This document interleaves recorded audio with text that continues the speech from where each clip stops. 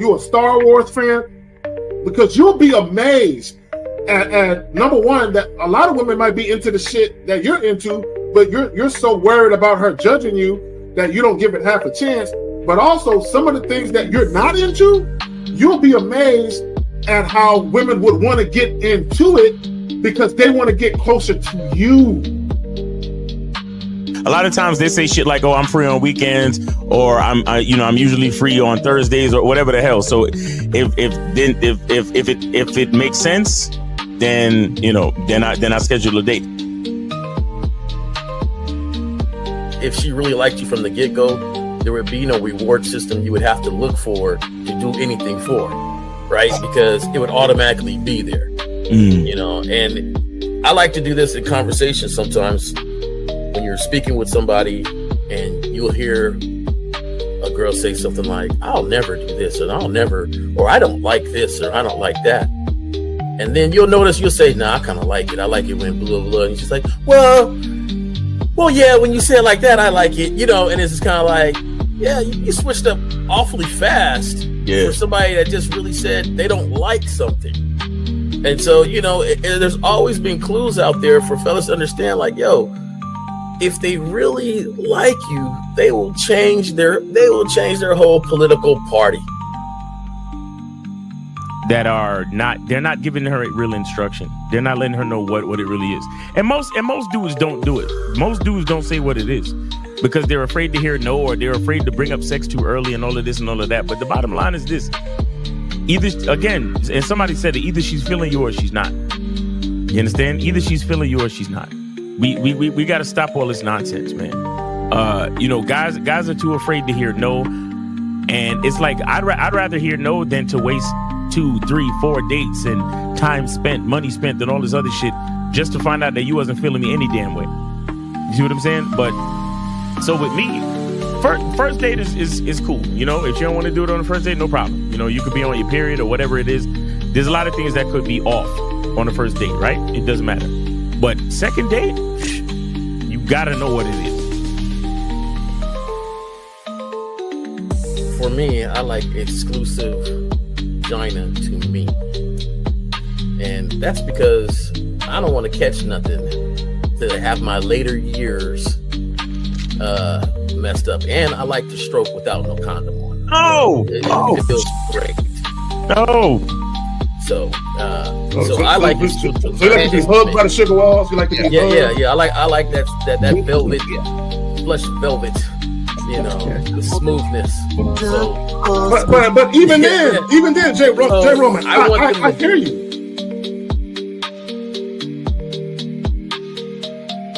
He don't get up for nothing. You understand what I'm saying? So, and the reason is because he has to conserve his energy to do 3 full workouts a day up until his competition date. You understand? So when he's in season, he literally just works out as hard as he can. Then he sits on the couch and his wife brings him everything.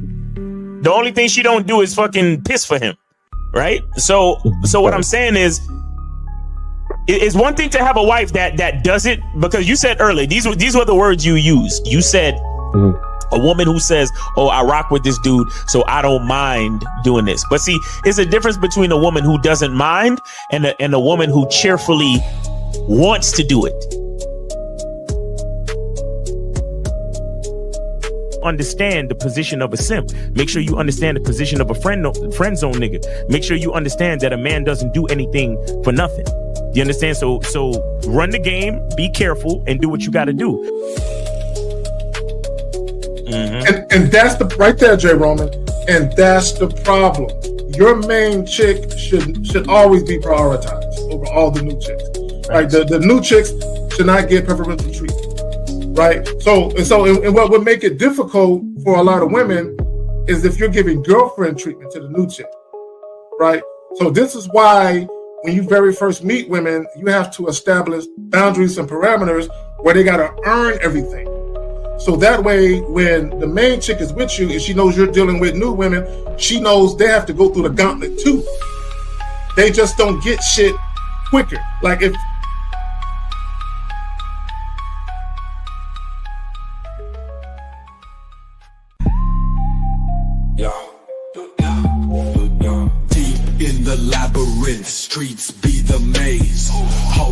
on the mic, Kerry K set in the blaze, sagging. Miles Cunham with the game so tight. J. Roman lit the torch, keeping it right. Manhood's the challenge, skill set to master. In a world moving fast, gotta move faster.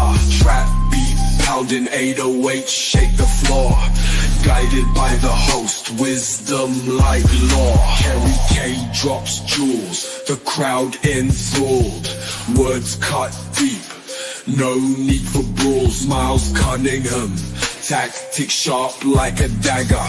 Navigates the game, makes the haters stagger. Journey to manhood, no easy feat. Lessons from the masters, words concrete. J. Roman with the keys, opens the door. Manhood's the path, gotta crave for more.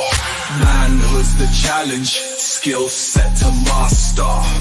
In a world moving fast, gotta move faster. Trap beat, pounding 808, shake the floor. Guided by the host, wisdom like law. Yeah. What's up? What's up? What's up? What's up? What's going on? What's good? My shit is acting janky already. What's good though? Hold on. Chilling, man. What's good, Miles, man?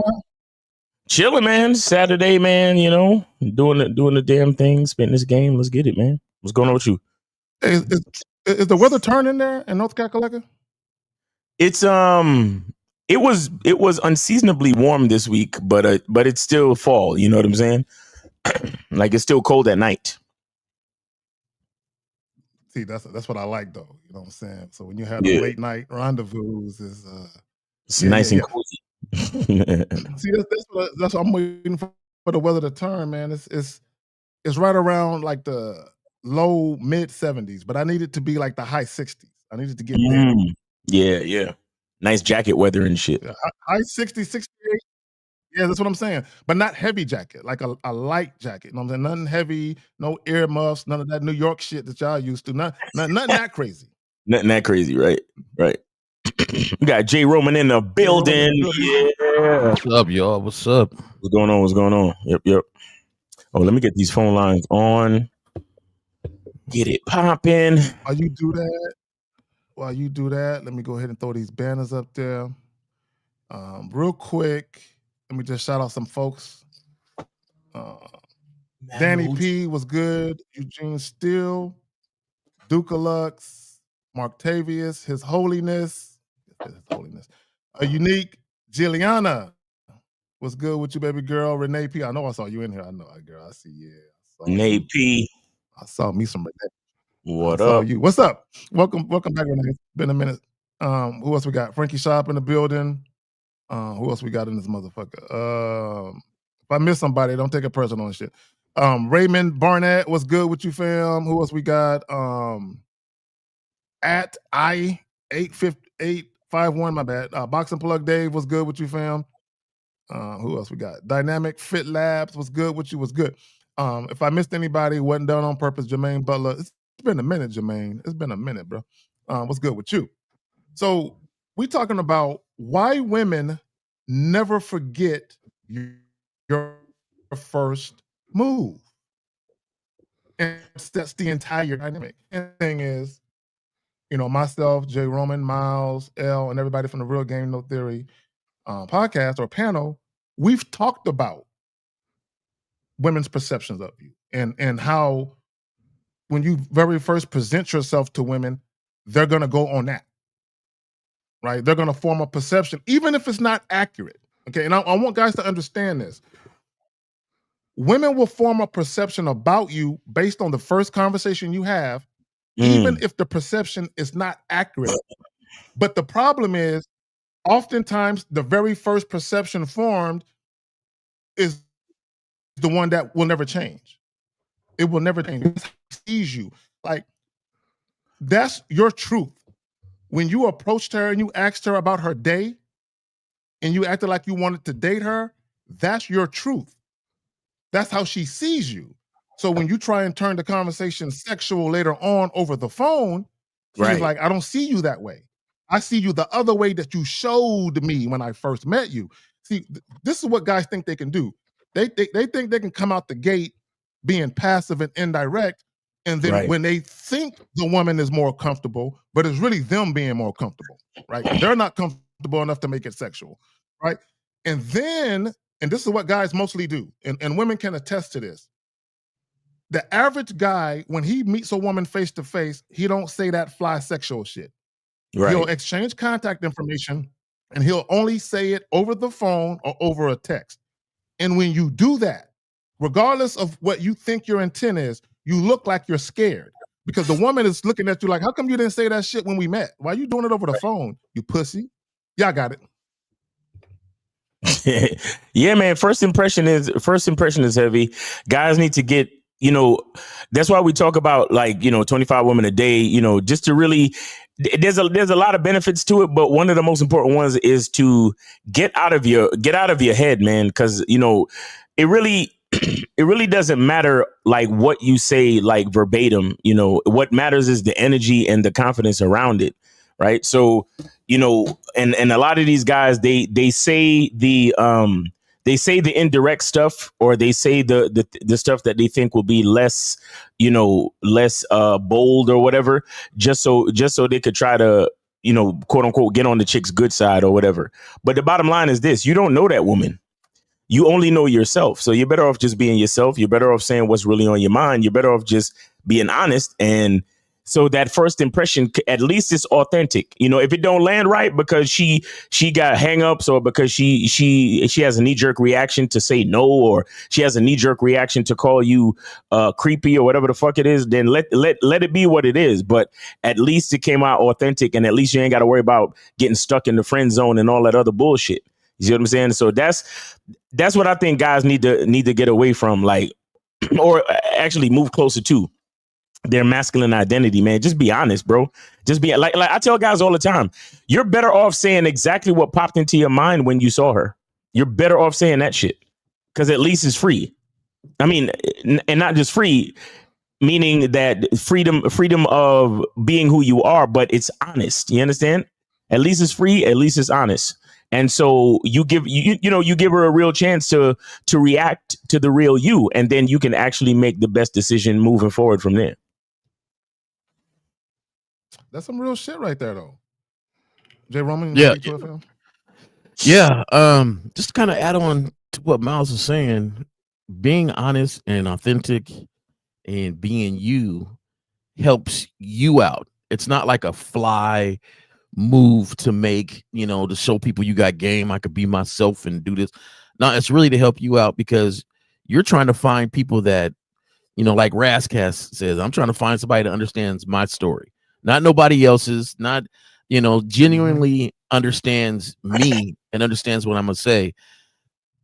If you don't do that in the course of your relationship or the course of your interaction, now the whole time is you're trying to show them the real you, when you could have got past that from the very beginning. Yeah. And that's why when people talk about like, oh man, the one night stands, and man, how did she, rock with him so quick like that?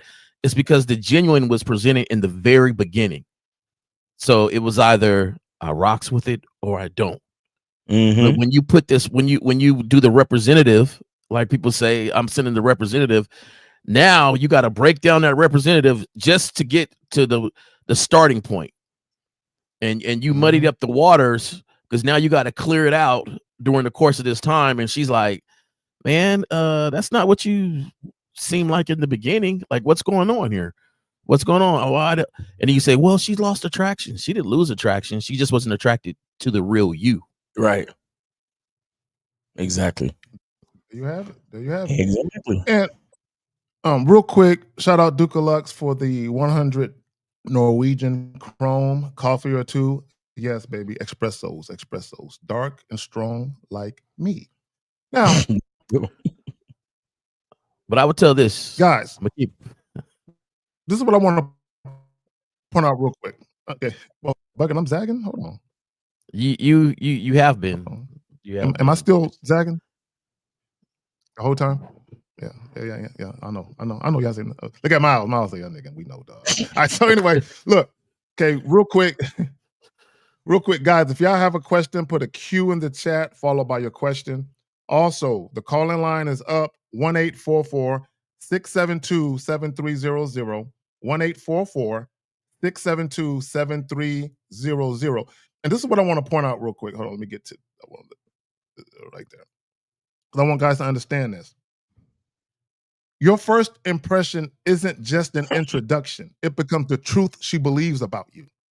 The first time you step, like even, and for any guy that ever got accused of being a player and you wasn't, like you wasn't a womanizer like that, but you got accused of being a player and a woman never let you live that down because she believes that about you. Even if it's not, girl, I don't be doing all that. It doesn't matter what you say. There's something you said in or did, or there's a look about you. There's something about you where she believes that. Yeah. Right? Just like a lot of you guys, when you say, no, girl, I just don't want to fuck you the first. There's something that you're doing where she believes the first truth you spoke. And here's the funny part. It might not be your truth. Okay, and this is what I mean by that. For you guys that are indirect and passive, and you ask women out on dates, and you really don't want to do a date, you really want to fuck.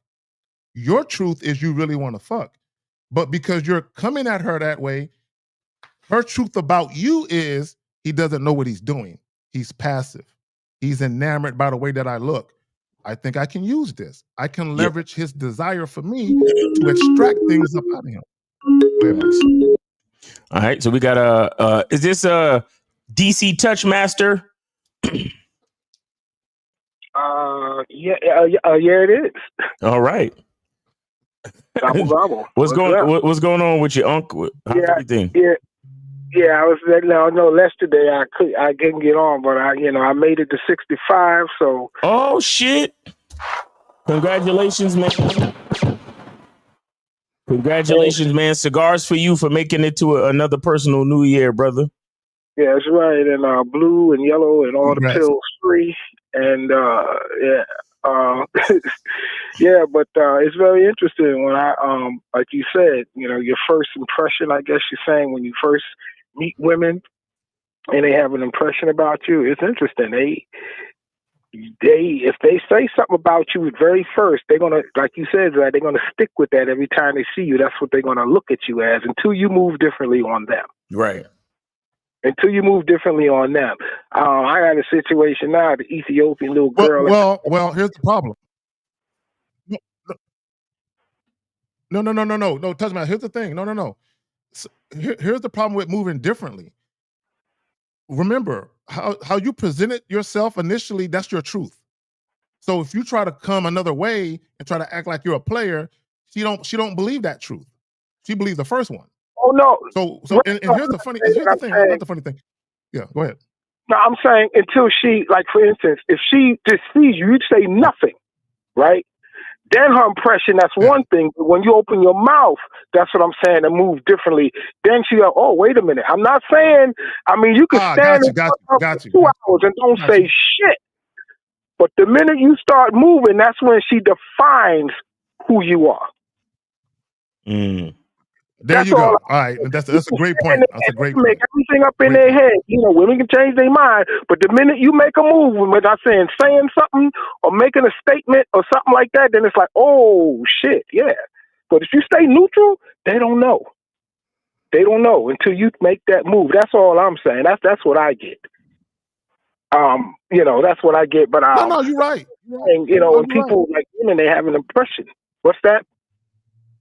Well, even saying neutral is a statement. No, you're right. Like a woman, the way you go ahead, Zach. No, go ahead. No, Zach. Right. Go ahead. No. Go ahead, Zach. When we tell you to go ahead, you're already delayed. So just go ahead, bro. Seriously. When you start talking, I just automatically be quiet. You're good to go. Okay.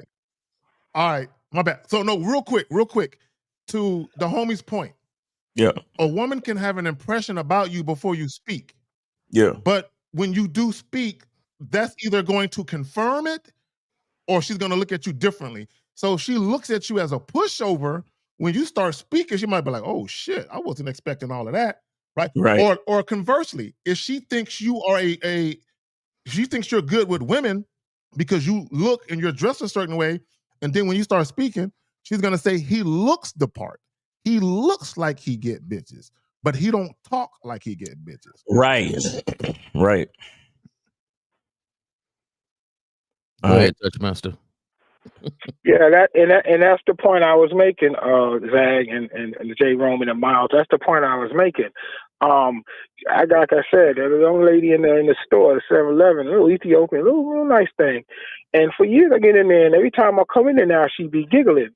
And she said she married and this and that. And I would be messing with her like, and this is what changed the whole dynamic. I told her one day, I said, look, are you married? She goes, yeah, I'm married. I said, give me my phone number back. And she busted out laughing. Yeah, she busted out laughing. She busted out laughing, right? And I said, you married? Yeah, you're not married. You got any kids? No, I ain't got kids. I said, okay, well, look, you need to still, call me, get the phone number. She goes, I'm married. I said, you ain't married. So she showed me her husband, all that shit. And I looked at her and I said, look, I said, come here. She goes, what? I said, she bent over and I said, I don't care if you're married or not. Give me my phone number back. And she was like, and then the kicker was, and this is what I'm saying, not being who you are and being comfortable who you are. We talk about kids. She goes, you have kids? I said, nah, I don't have kids because CVS and 7-Eleven was open 24 hours. And then she was looking at the air like, what is he talking about? And then boom, it hit her. And she said, well, you can still have kids. I said, you know how old I am? And she looked at me. She goes, no. I said, how old is your father? She said 66. I said, I'm 65. And she go, what? My father he have two jobs. He drive bus and drive cab. And he walk like this, like a Frankenstein. I said, hey, well, there you go. And she was totally fucked up. Now, every time I come in there, I get free coffees and little shit. Because now she's like, what the fuck? Yeah. And this is what I do. So I just tell the truth and let them know this is what you get. This is how you present yourself. This is how I present myself. Ain't no shame in my game. I'm proud of who I am, and I let them know I'm still working. Yeah. Hey, real quick. Do you know why he was all busted up, walking old like Frankenstein? Because he put that woman first. He started working them two jobs. He's working them two jobs, working his finger to the bone. No, I'm serious. I'm being facetious, but I'm being serious too. A lot of older, if you think about it, this day and age, guys in their 50s and 60s move like guys in their 30s and 40s. But back, 20, 30, 40 years ago, when, people aged horribly. Like, dudes in their 60s looked fucked up. Like, I remember being in my 20s like, yo, man, I don't want to make it to be that old. But I'm right around the corner. So I'm like, I'm here, right? But again, if you think about those men, our grandfathers, our great-grandfathers, they worked themselves into an early grave to provide for women, bro. I can't do that. But y'all got it. Yeah, man. And one other thing, I don't know. I think I shot y'all that short before I get off the phone. This is how did y'all get that short I sent y'all about road rage? How to prevent road rage? Did y'all get that? I got it. I might do a joint on it. Yeah. Because it's funny when the guy just rolled down the window and the white guy was telling him, I tried to move over this and that. And the brother's like, look, my bad, bro. I ain't getting no pussy this morning, and this and this and that. And the white boy looked at him and said, fair enough, and rolled the fuck out. All right, y'all. I'm out. That's what happened. I'm out. Have a good Saturday. And this game, y'all. All right. Appreciate you, bro. And congratulations once again for your milestone, brother. Cigars to you.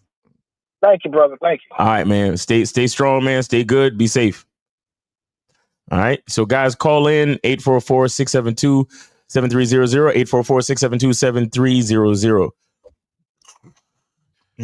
Real quick, shout out Eugene Steele with the 10. He says, I've been all over the YouTube streets, right? Hearing these, CCs talk about relationships, dating issues.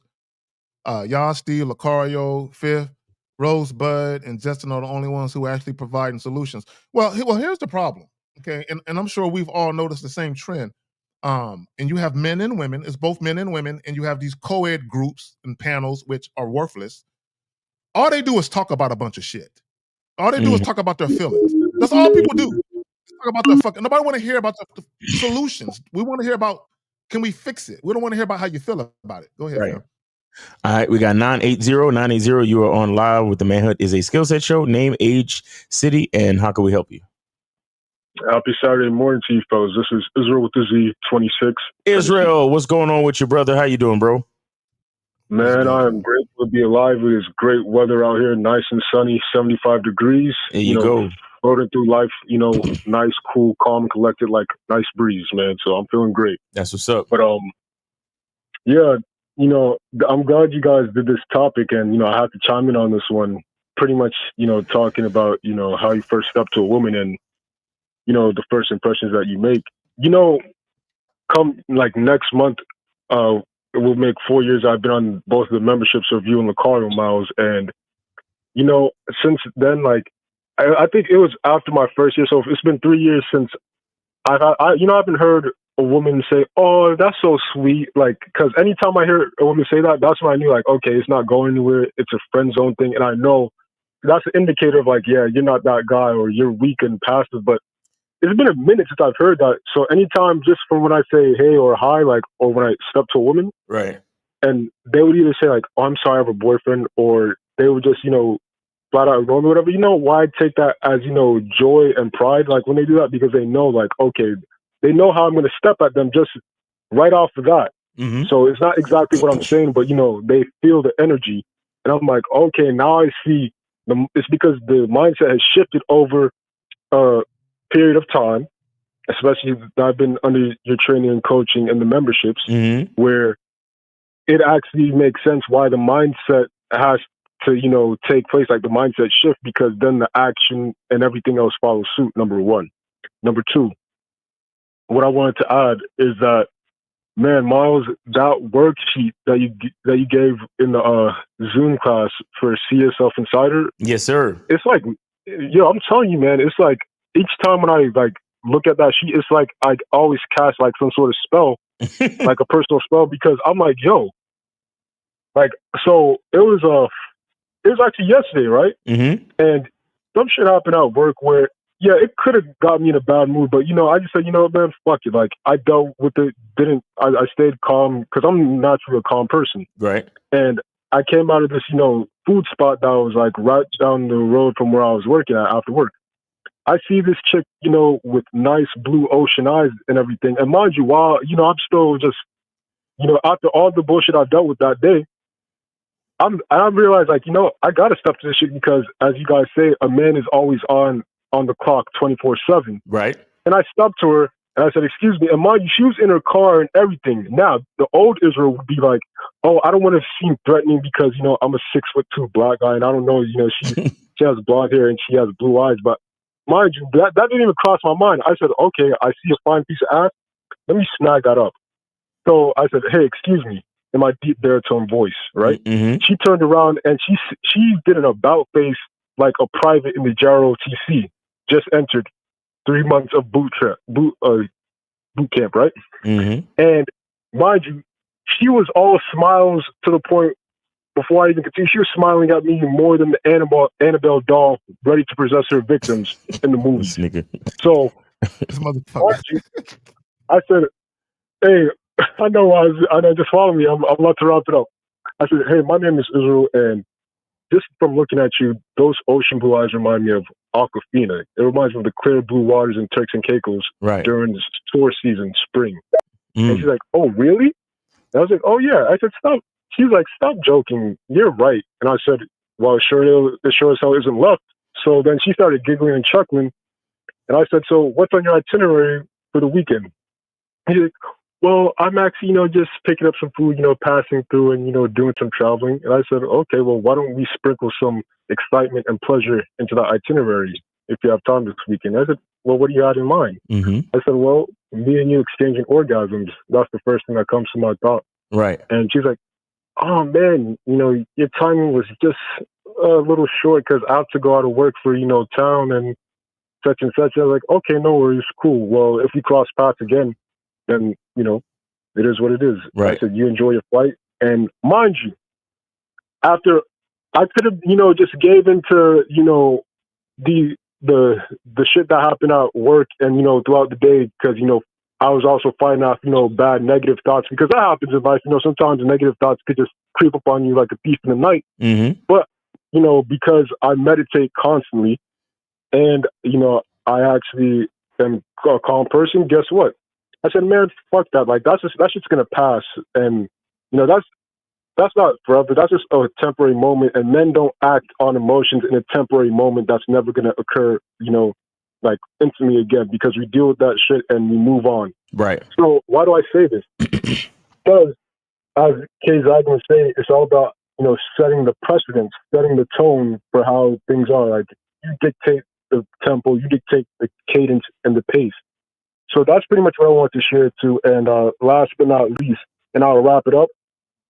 I want to just give shout out to, you know, you, Miles, and Kay Zag, you know, my mentors in the game and my coaches. Yes, And I sir. really appreciate what you're doing. I'm about to get ready to lace up my boots, go out there and hit the pavements, because, man, this learning this game and implementing it is a fucking passion, man. And I love this.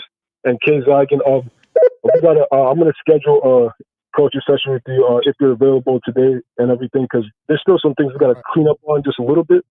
Because I know, like, I'm right at the cusp of getting to where I want to get to, but I'm self-aware to know that, yeah, like, there's still a few things we got to clean up on. And Miles, I can't wait to see you in the Monday night Zoom. Yes, sir. Man, those things are Monday night impactful Zoom. and hard-hitting. Yes, sir. So thank you, guys. All right. Appreciate you, You guys brother. enjoy the show. Yes, sir. Appreciate Absolutely. you, Israel. Take it easy, bro. Have a good weekend. Yeah, you too, man. All right. Appreciate you. All right. All right. So we got 352. Go ahead and call back. Israel, let me give you a little 447. Go ahead and call back. Israel, if you still listen, let me give you a little bit of game on those type of interactions. Before she leaves.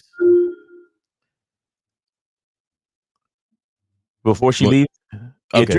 Hold on 1 second. Go ahead, J. Roman. Before she leaves, I'm not good on remembering people's names, but I like to give them a nickname and be like, all right, well, if you ever hear somebody saying Ocean Blue, you know it's me.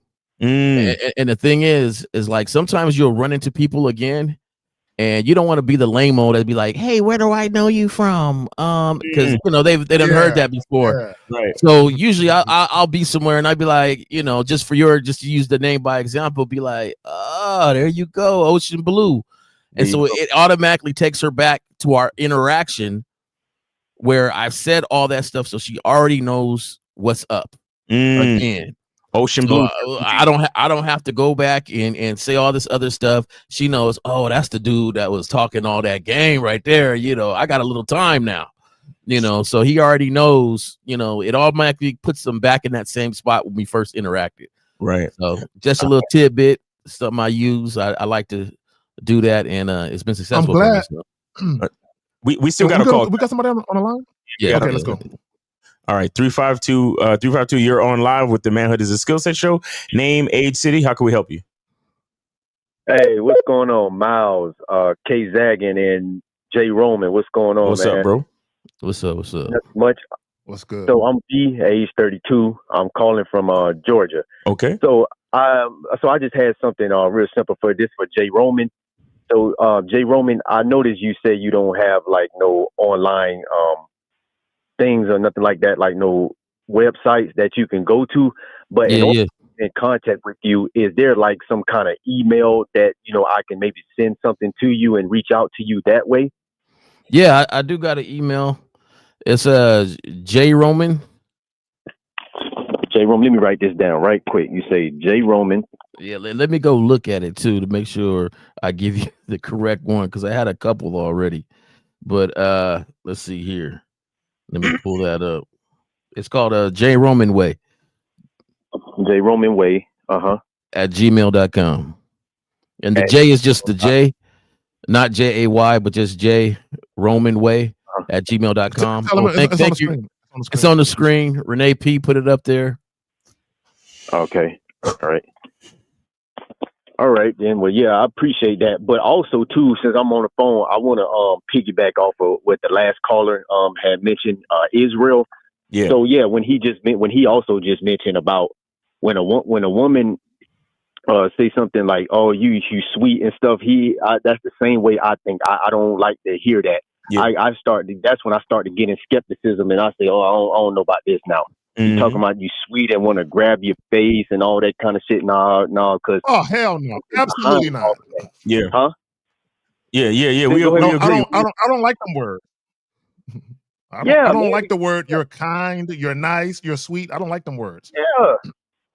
Yeah, man, and want to grab your play with my beard and all that kind of stuff. Like, come on, man, don't do that. Like I was on a date and a chick did it. I said, come on, relax, don't touch my beard. Right. And it must have rubbed it the wrong way, but I didn't really care, man. Nah, caller. Here's what you do. The next time that happens, you tell the girl, listen, women only get to play with my beard while we're laying in bed after finish fucking. Yeah, that's the only time you get to play with my beard. Okay, shorty. So understand, like, if you really want to play with my beard, we gotta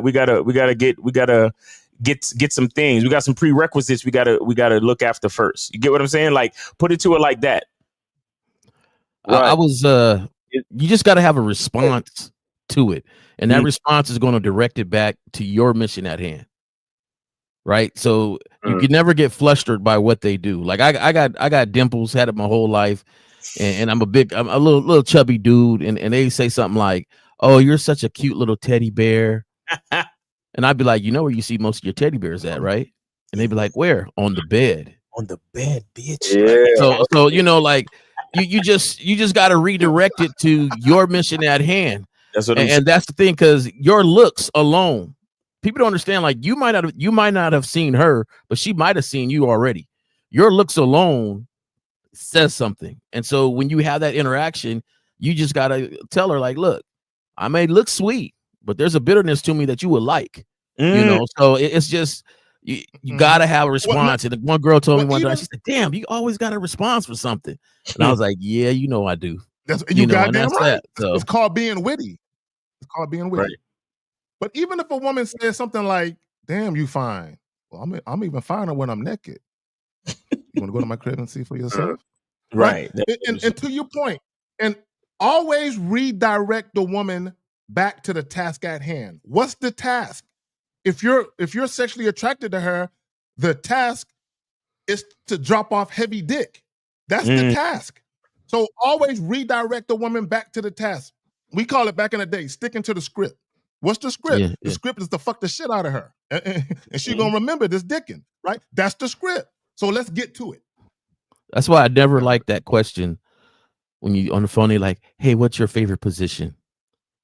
I would tell them my favorite position is in, because it don't work unless it's in. We getting to it, okay? So we're gonna do multiple positions. So let's cut that out. Right. That's what's up. Right. Yep. Yeah.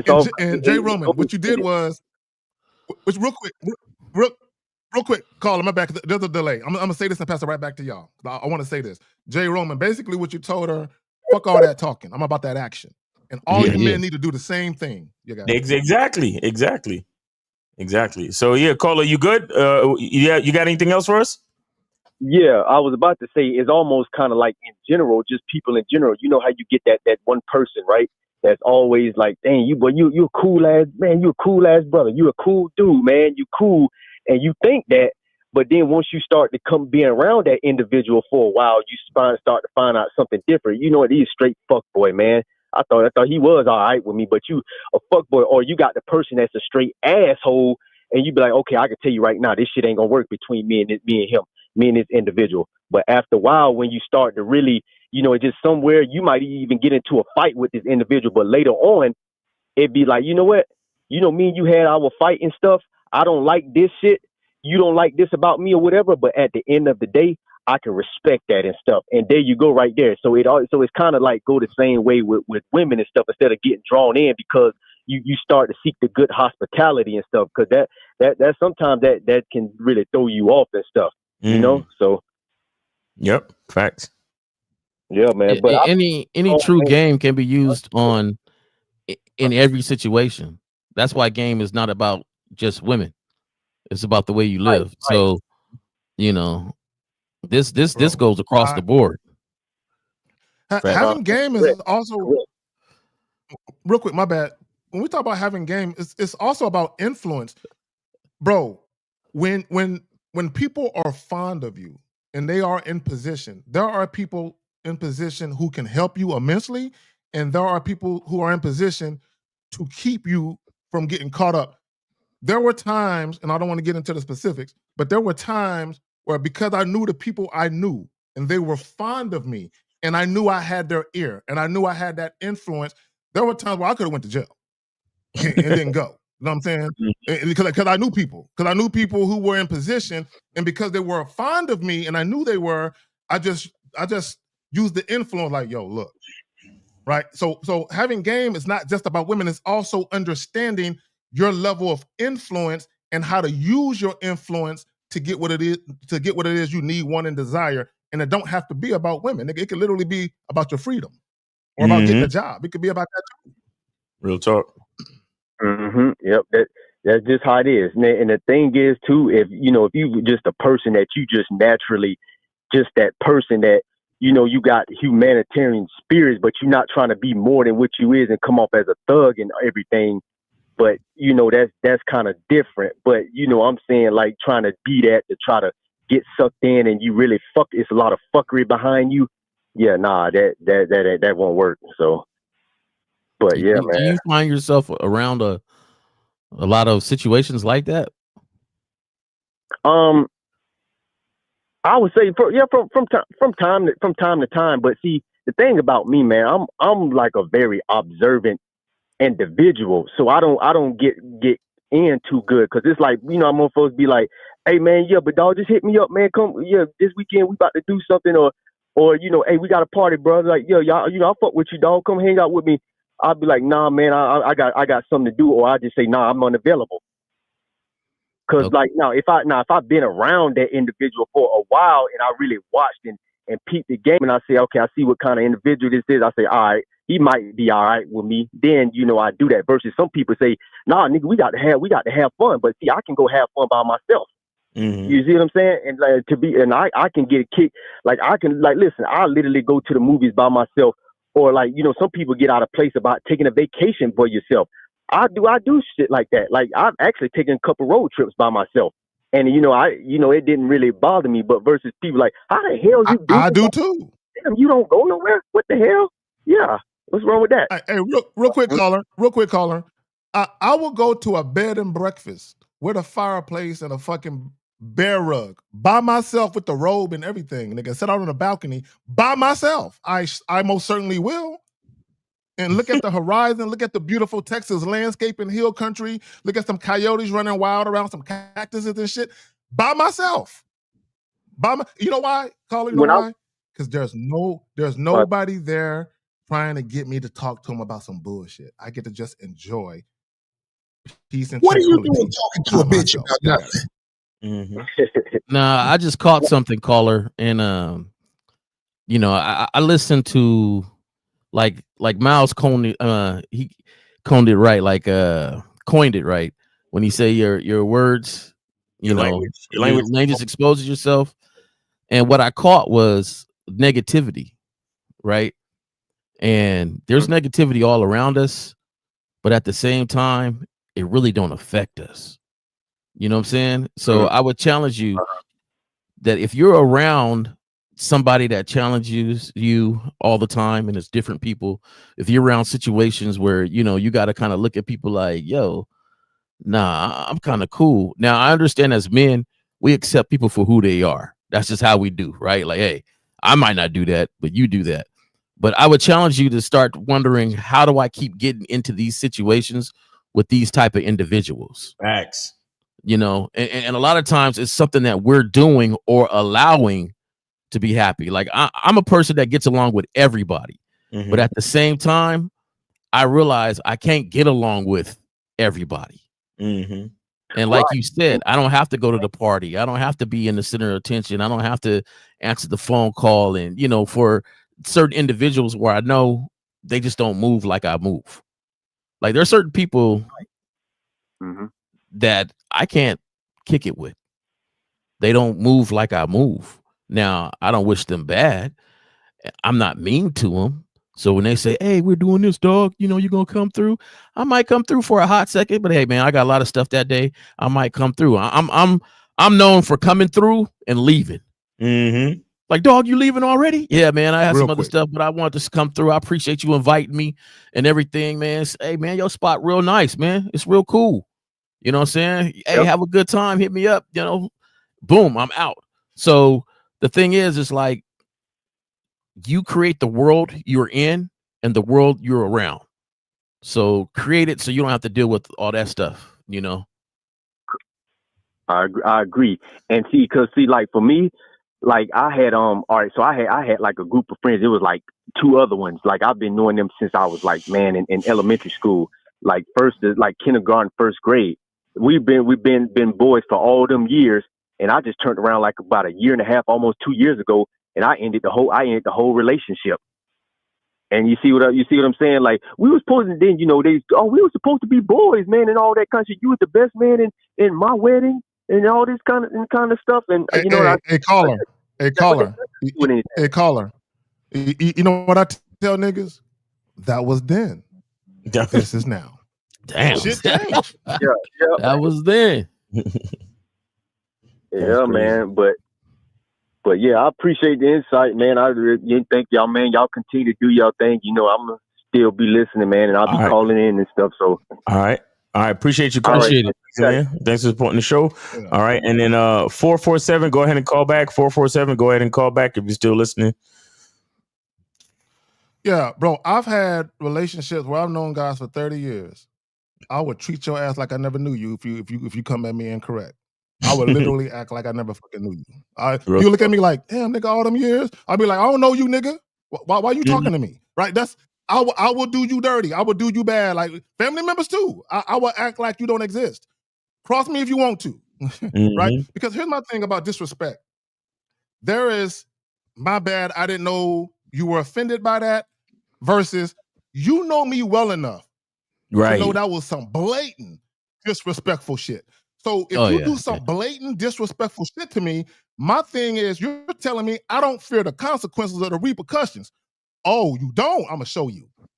I'm gonna show you how severe they're gonna be, right? Because I gotta get you back twice. I gotta get you for even thinking about doing it. Then I gotta get you for actually taking the action to do it. Like, how dare you even let that shit cross your mind when it come to me, right? I'm gonna make you pay the price, right? But anyway, let's get to it, man. We good on calls though? Yeah, we good on calls. Hey, Zach, I agree, man. I work on malice, right?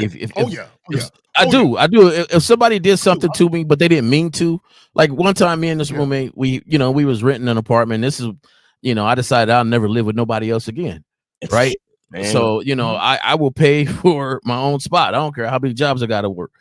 I don't want a roommate, but at the same time, when you're young, you get a roommate. Help split the cost. Man, we ain't even in the spot less than 4 months. He talking about he can't pay rent. Whoa. Yeah. And I'm like, dog, what you mean you can't pay rent? He had lost his job. Some things was going on, It's not like he went into the apartment saying, I'm about to fuck Jay Roman's credit up. Right? You know what I'm saying? He was trying to make it happen. I'm still not happy with it, but it's not like I was in his crosshairs and he was trying to shoot me down. But if I think that there is malice and it's FJ Roman Day, oh no. Nah. Oh, it's up. It's on and popping now. It's on. It's on. So, and then I compartmentalize. I don't know if everybody do that, but everybody ain't my friend. They're acquaintances. And I think people need to realize the difference between on how you label people in your life. It's your world. You do the labeling for your world. Yep. So there's people that I haven't spoken to in years or seen, but if they call me, I'll help them out because we have that type of relationship. But at the same time, they're still compartmentalized in my life. Like there's some people like my cousin, man. Me and my cousin, we've been rocking with each other for years, right? Call up, hey, I need this. Can you help me? Yeah, sure. No doubt. No, I got you. But at the same time, there's other people I'd be like, I'm a little busy that day, bro. Like, we don't have that same sort of relationship and bond with each other. So you got to compartmentalize people in your life, put them where they go. I'm a loyal type person, so I believe in like if we've been rocking for some years, your lifestyle may not be something that I could come hang with you with. Like I got some homies that they're in a certain lifestyle that, you know, I don't even hop in the car with them. Right. Like, hey, we're gonna go to this sports bar. Like, you want me to come swoop you up? Nah, I'm good, man. I'll meet you there. I'm good. Right. So I got some friends like that I've known for years. So there's a certain, hey, I accept you for you. You accept me for me. That's it. Like, we don't go no further. I ain't got to kick it with you every day. Nothing like that. So, you know. Yes, sir. Real quick, and we're good on calls, right, Miles? Yeah, we're good on calls. Guys, call in 844-672-7300, 844-672-7300. I want to touch on what Juliana said, and then I'll get back to the joint. She says, I could never live with anyone. I can't let someone spend the night without feeling trapped. Look, let me tell you, the better part of my adult life, and I'm talking about from high school, since graduating high school up until now, most of my adult life, I've been in relationships or cohabitated. The better part, right? I've had years where I live by myself, but if I actually took account of from the time I was 18 up until now, more than 50% I was cohabitating with shit. I can do that shit. Go ahead, Miles. We got 447. You're on live with the Manhood is a skill set show. Name, age, city. How can we help you? Hey, it's me, Samuel, calling from Birmingham. I'm 30 years old. Birmingham. What's going on? Samuel from Birmingham. I'm good. First of all, I want to say thank you to Kazak for your coaching sessions. I really appreciate them. I'm seeing progress in my life. Yeah. I'm calling to follow up with our previous session. Okay. I believe I did request a video. I think maybe you have recorded it. You just haven't uploaded it yet. No, I haven't forgotten you. I haven't forgotten you. Go ahead. Okay. Basically, I'm getting my reps in, approaching, being direct, but I'm still finding it really hard to break the programming of being direct with women with my intentions. Like, there's like a barrier. Like, I feel like she's gonna get creeped out. I know we've spoken coaching about. Stop right there. Stop right there. No. You said the magic word that's fucking you up. I feel like she's going to get creeped out. Caller. In my whole life, since I was knee high to a grasshopper up until right now, not one time did I ever think I was a creep, or not one time when I talk to women, I never think they're going to tell me no. That never crosses my mind, that they're going to say no, they're going to reject me. I literally talk to women like I got it in the bag. Like I'm fucking right now. I talk to women like that confident, like she wants this dick. That's how I talk to women. Now, the reality of it is, are most women going to want to have sex with me? No. But that doesn't stop me from talking to them like it's engraved in fucking stone that is going to happen. You see what I'm saying? Yeah, I mean, as a man anyway, I mean, I know that's how we are biologically wired, but obviously I think it depends on people's beliefs, what they want. What if I want to smash every girl that I like and look at? Should that be my priority, or is that subjective? No, you cannot. No, that should not be your priority. Your priority should not be trying to fuck every woman you are attracted to. No, that's not your priority. Okay, guys, real quick, and I'll pass it to the fellas. There's nothing wrong with you desiring to have sex with women you are attracted to, but as a man, you have to know you're too valuable and your time is too valuable to entertain all women you encounter. You have to be selective about who you give your time to. Okay, not just sexual time, but who you even invite on a date. You have to be selective. This is why you only give your time to women who are about it. Y'all got it. Because I've noticed a lot of women, you know, they do use me for the non-sexual attention. I mean, I had a chick come back. You called me the other day. She ghosted me after months, just trying to talk. I said, listen, if you're not going to link up with me, then I don't want to talk to you. Because I'm fed up of women, you know, using me for my non-sexual attention because they're very good at it. So I've noticed when I'm straight through the middle and I just tell them exactly what I want. Okay. Most women flake and get out of there. At least I'm not wasting my time. Samuel, real quick. Yeah. This is important. Are you telling women that? Like, are you verbalizing, you just want my non-sexual attention? Are you telling women that? No. Don't tell them that. No. Yeah, don't do that. Okay, real quick, because I want guys to understand.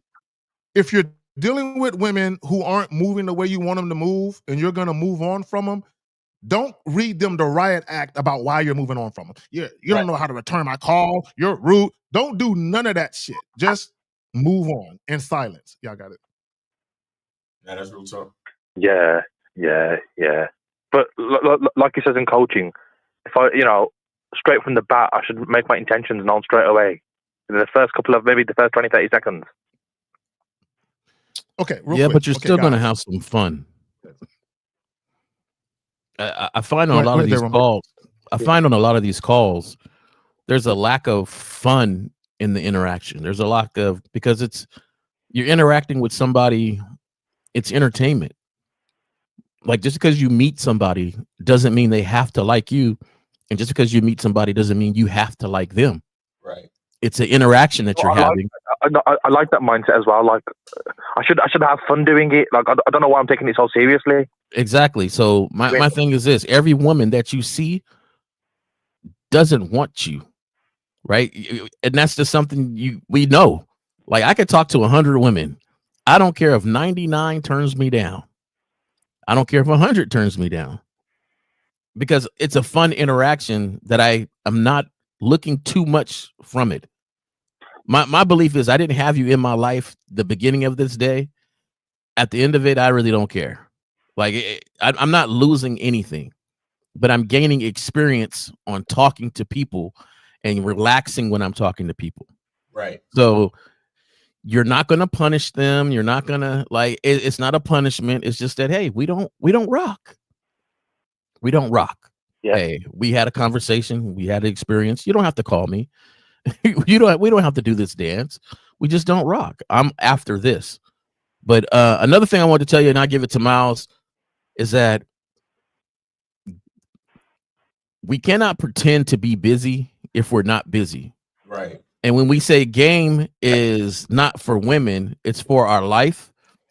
The clarity that you gain in unconfusing and kind of settling down where you see all things in motion, you start to really get to know yourself, know what you like to do and the things that you like to do, and start working on those hobbies. And it has nothing to do with a woman. And that's going to keep your days busy. You got to be busy with so much other stuff that the time that you do have for entertainment is scarce for you. Mm-hmm. It's a priority for you. Yeah. Yeah. So right then alone, you're not going to look at every woman and say, "Oh, all these women, which one at a time, all in a line." You're not going to look at that. You're going to say, "Look, I only got a few moments for entertainment." Yeah. What'd you say, caller? I didn't hear you. All I used to do is just chase after beauty and all that all the time. Right. You're not going to chase because you're not going to have time to chase. Right. And find something bigger than women. That's when I started to feel more fulfilled. Women are just the icing on the cake. But before, all throughout my 20s, my teenage years, I was just chasing women just for the validation. Just to fill that void. But like he just says, when you find something bigger than yourself, whether it's a hobby, whether it's a passion, your career, that's when real true fulfillment starts coming into your life. Okay, right there, caller. You said the word hobby. Having sex with women you are attracted to could be a hobby. It could be your favorite pastime. Hey, when I have some free time, I like to have sex with attractive women.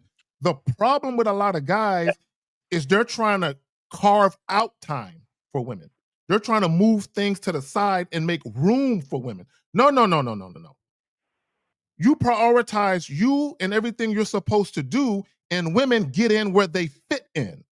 Yes. Literally, they get in where they fit in. Like, I'll use this analogy.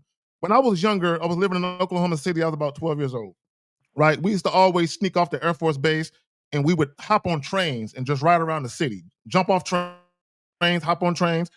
But we were never getting on trains that were still. All the trains we hopped on were moving slow. And when we jumped off, we had to wait until it slowed down. None of them were still. So the point is, I live my life the same way. I don't stop for bitches. I might slow down, but bitch, you got to run alongside. I'm going to reach out my hand and you're going to hop on for this ride. I don't stop for you. I slow down. So if you want, you can hit a light jog to catch up with me. I don't stop, right? Y'all got it. Thanks.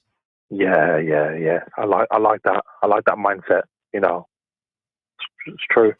Wait, caller, how old are you again? I'm 30. 30. How many sexual partners in your life? At the moment?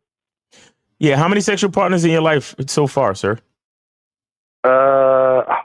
So far, altogether, maybe under 10. Okay. But at the moment, I probably just got one, and that's a baby mom that I'm not really on and off with.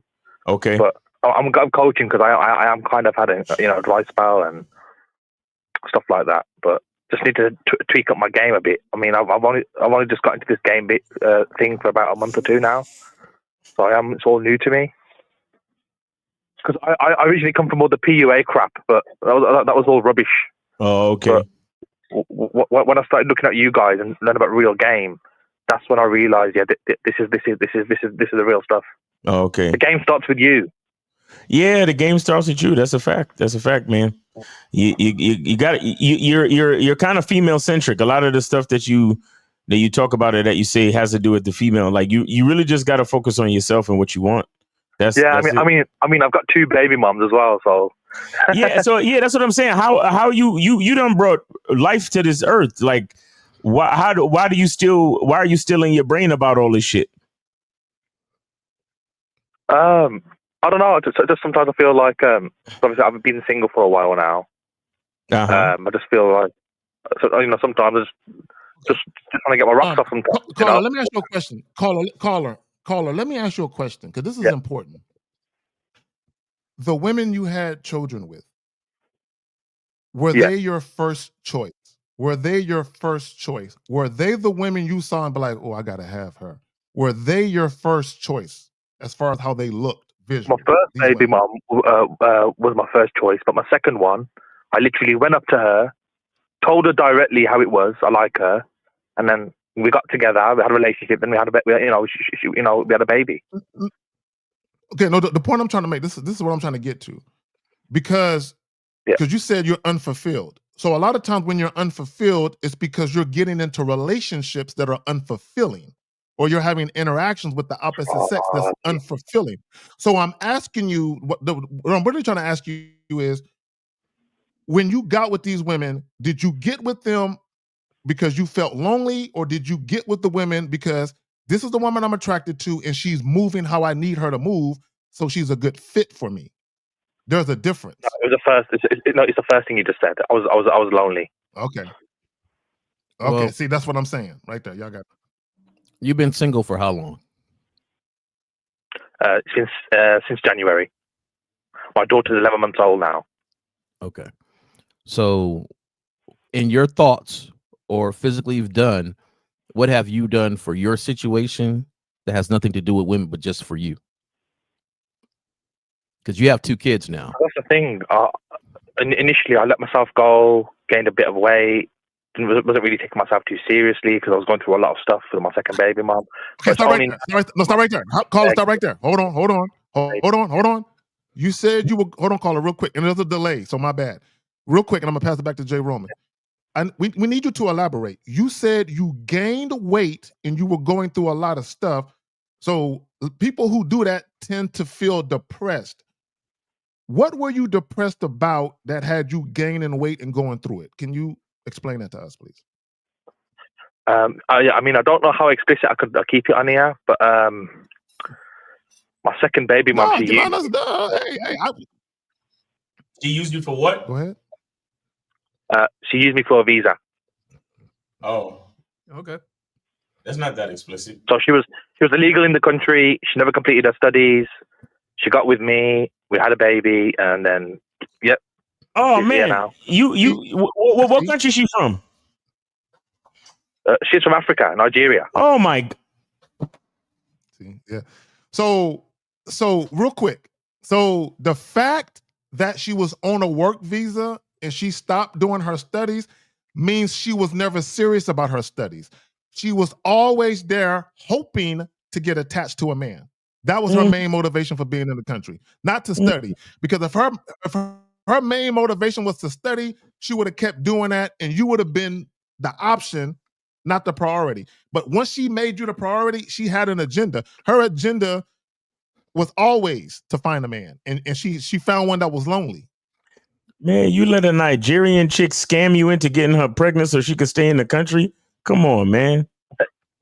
Yeah, I mean, it's not just like me, because obviously I'm British. She came as a student. She never completed her studies, so she became illegal. But yeah, man, I learned my lesson, man. And you saved that bitch. You saved her. You rescued her. You saved her. Now listen to this. You took her off here. the train tracks. When you spill some liquid on the floor, do you leave it there and then let somebody just walk on it, or do you clean it up? Clean it up. So that's the mode you're in right now. You done spilled a lot of mess on the floor that you need to clean up, and that cleanup has nothing to do with the next woman walking through the mess. So the thing is, you have 2 kids in your life. I'm big on legacy, man. I'm big on legacy. You got 2 kids in your life that has little influence by you because they were not your plan. They were the woman's plan. Damn. So you have to focus on yourself, your children, then your entertainment comes later on. Right? So my thing is, it doesn't look like a lonely life. It's fulfilled in different ways. When you go to pick your kids up and they smile at you because they know I'm about to have a great time at dad's. He's going to love on me and give me his love, and that's going to be fulfilling. The thing is, we make our lives so much about women, we don't see the other beautiful things that surround us. Facts. Jesus Christ. So I would say to you, and I know Zag is probably, like, hey, I never told you this to be all about women. The thing is, but he is, though. You have to focus on what you build. If you feel like it's a mess, you have to clean it up. Now, I feel like children are a blessing. They're our legacy, and you need to be in your legacy's life. And so what it takes to do that, you do that. Now, your entertainment is secondary right now. And trust me, the more you be about you, the more you be about building your career, the more you be about your kids, what's going to happen is you'll start to be and surround yourself with people that look at you differently and be like, man, this dude is put together. He's driven. He takes care of what he takes care of. And you'll be surprised on the quality of people that you have to choose. You like who likes you, that you quality. Like. There you go. The quality.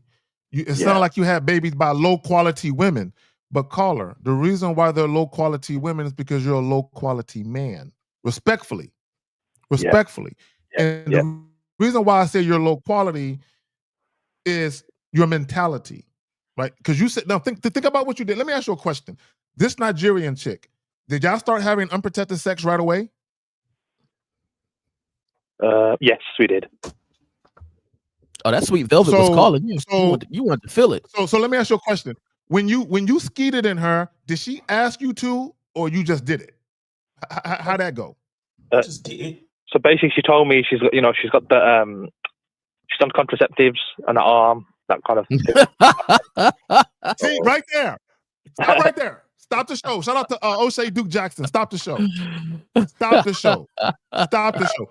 Guys, when we talk about women having agendas, caller, she showed you with what she was doing that she had designs to get pregnant on purpose because she didn't want to work probably, and she didn't want to go to school. She just wanted to get away from her country, get to a better country, and get knocked up by a guy that probably could put her in a better position financially.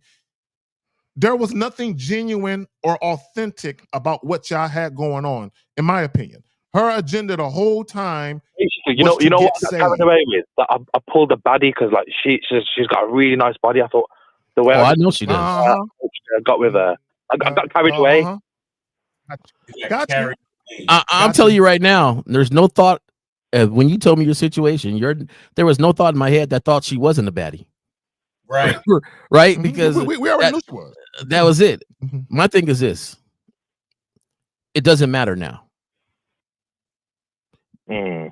We're not thinking about the past. We're moving on in the future. Sometimes we don't sit down and see what our future looks like.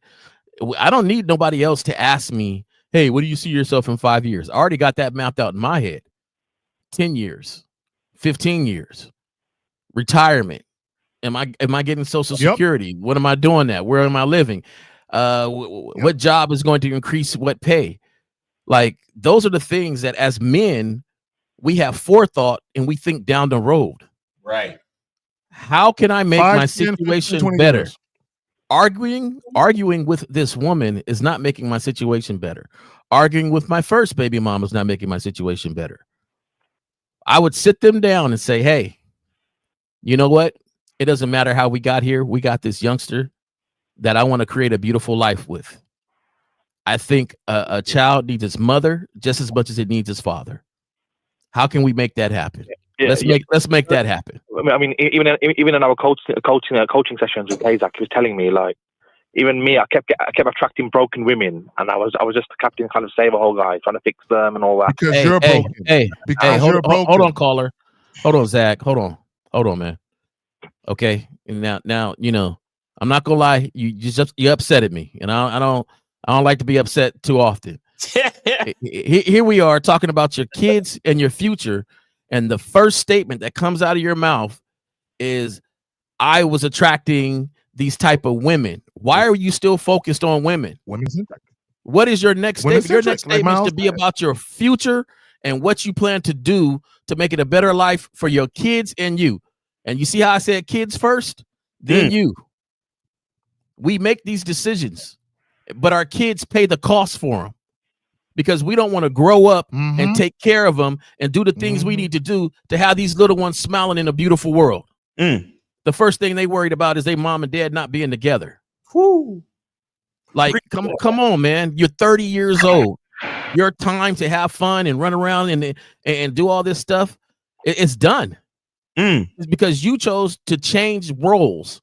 I'm no longer a kid anymore in this world because now I have a kid to raise. True. So let's get that together. You're 30 years old. Yeah. You got a lot of life to live. You got a lot of years with these kids to appreciate and to say, my dad was great. He wasn't with my mom, but man, I had a wonderful dad. Yeah. Make that a focus. Yeah. That'll keep your day busy. Agree. Yeah. I agree. Your kids should be my babies are here right now. My kids are my boys are here right now. Look after my children. I make sure my children are all right. You know. All right is cool. But I can tell you so woman-centric that you'll get a babysitter to go on a date instead of spending the time with you. You wouldn't do it? No, I wouldn't do that. Oh, okay. I'm glad. I'm glad you wouldn't do it. I don't put no bitch before my children. So real quick, never. Samuel, and real quick, let me just add this, and I'm gonna go back to something you said about the unprotected sex, and I want guys to understand this. When you're just meeting a woman and she's allowing you to hit it raw, you're not the only one hitting it raw. If she allows you to skeet in her, you're not the only one skeeting in her. She's been wanting to get pregnant. Chances are the guys before you, some guys were smart and said, nah, bitch, I'm wearing this condom. That's why when she met you, she wasn't pregnant yet because some other guy said, I ain't doing that shit. And then she met you and you said, okay, okay. And just busting all in the motherfucker, shooting up the club. And my thing is, I want guys to understand something. Women are not infallible, meaning they're not perfect, meaning women are highly capable of fucking lying to you. So the fact that a woman tells you, first of all, and I want guys to understand something real quick. I want to make this point and I'll pass it back to y'all. This is why I only fuck with women that have shit to lose. If you're fucking with a woman who doesn't care about her credit score, she doesn't care about her good name, she doesn't care about freedom, and she doesn't care about a quality of life, she will fuck up your life. You had a woman who was in a foreign country on a visa. I don't know if she was working or not, but she was in school. The bitch stopped going, so she stopped caring about herself. So much so that she met this strange man and said, hey, you want a nut in me? I don't know you. I don't know if you got shit. I don't know if you're going to be a great father or if you're going to be able to take care of me financially if I have this baby, but I'm just so chaotic in what I'm doing. Fuck it. Let's just do this. And then you with your chaotic self because you're lonely. It happens. Like I got carried away with her body, man. She's a gym girl. She had a good body. I got carried away. Gym girl, a good body. She keep telling me to hit it raw so she can have my kids and say it was yours. How foul is she? And you wifed her. Shit, I put the rubber on tighter. Look, call her, man. How many kids you got? Only two. Only two. Do you plan to have any more? Nah, no more for me. Let's hope that works for real. Let's hope that works for real. But yeah, you gotta have some more self-control, and you gotta realize that you're living for your kids. I heard an OG. I got it on my Instagram. He said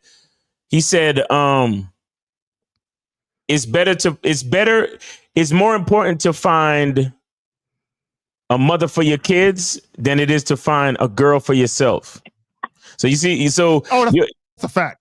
So your issue, that's why you nutted into the badass Nigerian, the sexy ass Nigerian, because you was focused on getting a bitch for yourself, not realizing that you got to really look at her character to find out if she could be a good mother for your kids. Because her being a good mother for your kids is gonna last forever. But that's the thing. Listen, looks are gonna fade. She wasn't contraceptives, right? She was actually all right for about a year. I was with her for about a year, bro. She was literally, she was so serious about staying here, but she put on an act for about a year. As soon as she got pregnant, that's when she changed, man. Okay, but no, stop right there. No, real quick. Hold on, Roman. Hold on. No, she did not change. She was the same person, bro. Real quick. And see, you keep talking, caller. If you were to play this back, you're talking like you were victimized. You're talking like she pulled a wool over your eyes and that bitch tricked me. That's how you're talking. Like she tricked you, right? No, bro, you ran up in it raw, right? You know what I'm saying? You were dealing with her on her terms from the very beginning. Are you with her now? He didn't play you. You played yourself. Yeah. Are you with her now? No, we're not together no more. Okay, so what caused you guys to break up then if you were with her for a year? So after she gave birth, that's when she turned on me, saying she doesn't need me anymore. So she tried to falsely accuse me to authorities. Caller. How, like you keep saying that after she gave birth, that's when she switched on you. Doesn't it? Why would a woman tell you she was on contraceptives for a year? Now, did she ever tell you that she got off the contraceptives? Yeah. I went with her to get the device taken out of her arm. I went with her. So you went with her. So you had proof of all this. So what made you think it was a smart idea to nut inside of her? If she got it taken out, did y'all talk about having a baby? Did y'all discuss it? Hey, Kay, I'm getting it. What made you think it was a good idea to nut in her, bro?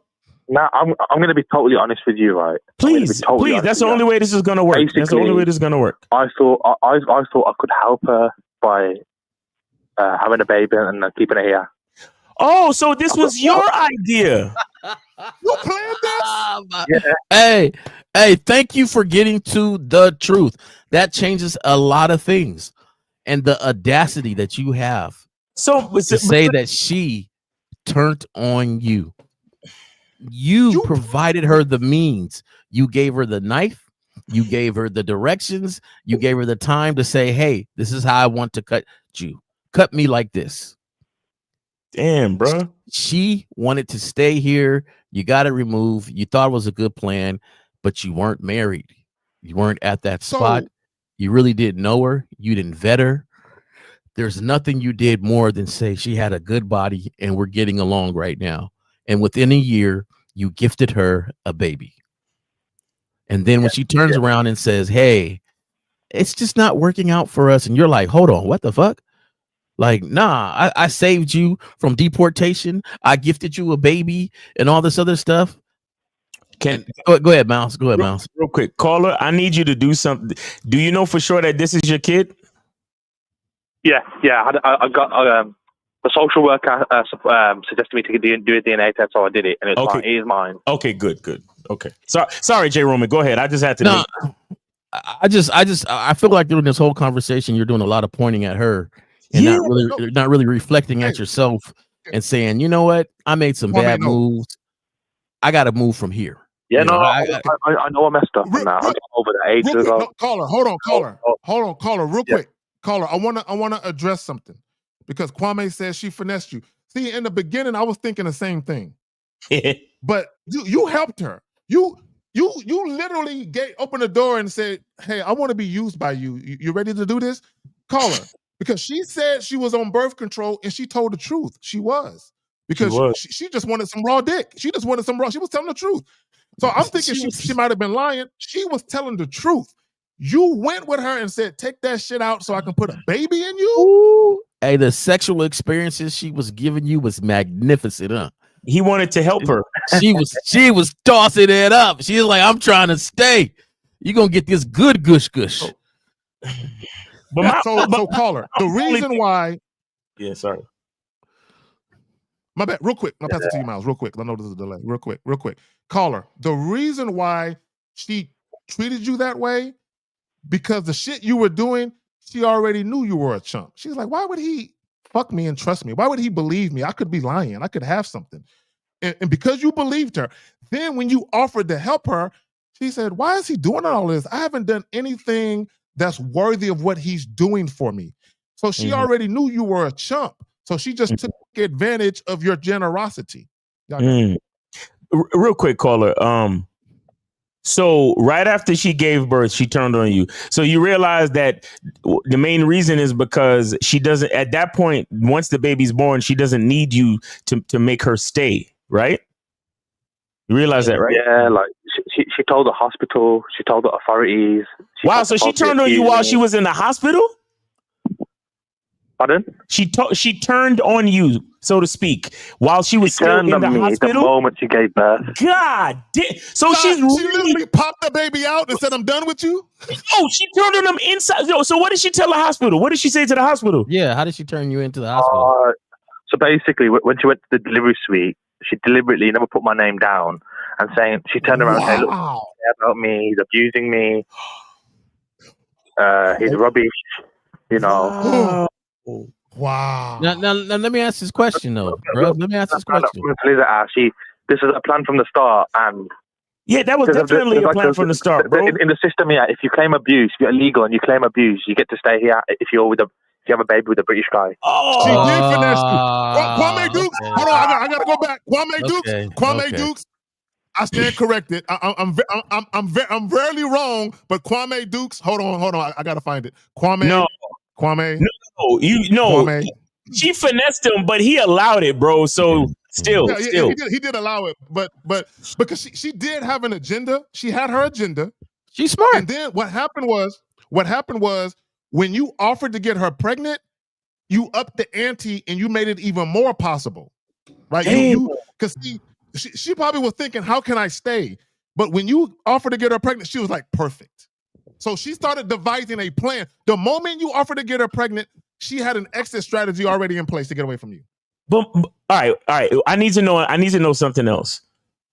In all of the time that you guys were together, tell me what except for the great Nigerian body and the sex, what did she bring to your life that made you think helping her to stay in the UK was a great idea? Or what did she bring to your life? Or what did she like? I'm not going to even ask what she said, but what did she do? What was her actions and what did she bring to your life to make you think that she had your back or that she was looking out for you or that she was following your leadership as a man and all that type of shit? I mean, basically, nothing that I couldn't give myself. I mean, she was stopping at mine, who I live with my mother. I used to go to work and she just cooked my meals for me. You know, all that kind of white. Yeah, of course. Of course. She was all right though. She was okay. You know what I mean? Wait, listen. So just basic general wife girlfriend shit, correct? Yeah, basically. Now, what was there anything about you that was specific, or like that she would help you out with? Like, for example, if a guy is a bodybuilder, right? Maybe she would do his meal prep, or do his, make his protein shakes in the morning, or if a guy is a truck driver, right? She would pack his lunches to go out on the road, or clean out the bedroom part of your truck. Like, I'm just saying, was there something special or specific about you that she took not interest really. in to I mean, help she'd you? cook me whatever I want to get cooked. She bought me a brand new phone. She bought me some brand new trainers. Trainers are sneakers, by the way, for those who don't know. Those who don't know. She bought me a brand new. And they don't say Adidas. They say Adidas. Right. She bought you a brand new 600-pound what phone? Mobile phone. Okay, so she bought you a phone and some sneakers. I mean, she played her part well, and all of this within a year, correct? Yes. Now, did you tell her to buy you the phone? Did you tell her to buy you the sneakers? But for my birthday, I did tell her. Yeah, I did tell her. Oh, for your birthday? No. We're talking about. Yeah, no, those don't count. Those don't count for your birthday. Those don't count, brother. We're talking about the just because stuff, the stuff that she thought of on her own. Say like you go to work and she just looks at your boots and she says like, man, his boots are getting kind of rugged. Let me take care of them and just buy some new boots, like, or just anything that she thought of on her own. Basically, she was working cash in hand. She was working illegally, cash in hand, for that money. For those people in the chat asking where she got the money from, she used to work cash in hand. Cash in hand. And she would send that money back. She would send that money back home to Nigeria. Okay. Caller. Okay. So it all makes sense. Caller, she and this guy said we all have an agenda. Okay. I want everyone to understand something. Yes, it's true. We all have our agendas. Here is the problem, though. When you deal with the opposite sex, are you transparent with your agenda, or do you have a hidden agenda? Hidden, meaning you don't know what the other person's plan for you is because they're concealing what they're really going to do with you. She had a hidden agenda. And when you deal with women, caller.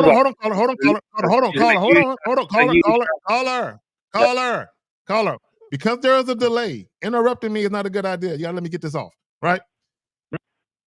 When a woman has an agenda and it's a hidden agenda, when you're not dealing with her on your terms, you're not gonna know she has a hidden agenda, and you're gonna get caught up. When you deal with women on your terms, you're gonna see if they have a hidden agenda because it's gonna be revealed to you. So you said your mother warned you, and what? Yeah, she kept telling me she's only going to use you and this and that. But then after a while, my mom just believed her as well, that she's a good girl. So. Oh, your mom believed the act too. Oh, this bitch was good. She played her part, man. She deserved a glow. This is why we tell you guys that the vetting process is a 12 to 18-month process on the basic end. Now you're in a situation where she actually had an agenda to try to gain citizenship. That takes even more vetting. You see what I'm saying? And the thing is, right now, it was all the false accusations, bro. That really started to fuck with me, man. Yeah, that's fucked up.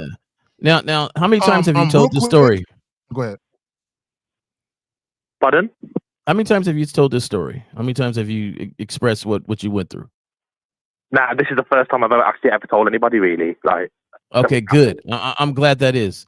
We call this venting. So you vented. All right. Yeah, and the thing is, now the vent is over. And what's your plan for the rest of your life? Because it can't be about these women. That whole patch really messed me up. But now it's just to get that focus and get that center, back onto me. Just work on myself. I know I was a bit lonely, and I wanted women, but women are not on my. I've noticed women are not on my priority no more. It's just getting myself straight again. I'll be honest with you. You're not ready for no women right now. Yeah, you're not ready for no women. You don't trust your own. You don't trust your own instincts right now. You're not even ready for a woman. Yeah. But peep this out. So I'm struggling. Sometimes I think I'm emitting this kind of negative energy, and women can sense it straight away. Well, it's not even that. It's just the fact that you are so spited by this incident that you lost your steps on how you should move. And if we're the leaders and we don't know how to move, then how can we have somebody next to us following our moves? Yeah. You understand what I'm saying? Yeah. So number one, let's look at your baby mama in a different way. Okay. You can look at her and say, man, she is one dedicated person to her plan. She is smart, and she sacrificed her body and put it on the line to get what she wanted. Can you say the same for yourself? Yeah. But can you say the same for yourself, though? Like, we'll look down at her and say she played you, but she played it to the she had a kid. She sacrificed her life for her plan. Yeah, what do you do? What do you do for your plan to be successful? Basically, I'm just gonna save enough money and just invest in something. You know what I mean? Because at the moment, I was just No. Okay, Samuel. Yeah. It's not about great. Invest money, save money, make money. Your mentality, the way that you think, has been hindering you your whole adult life. It's interfering with your choices. You're not making good choices for yourself. It seems like when you're in the heat of the moment making these decisions, because you're infatuated with the women and you're getting the affection, the sex, and all that stuff that you like, you're in a fog. Your mind is in a fog with women. A lot of you guys, your mind is in a fog.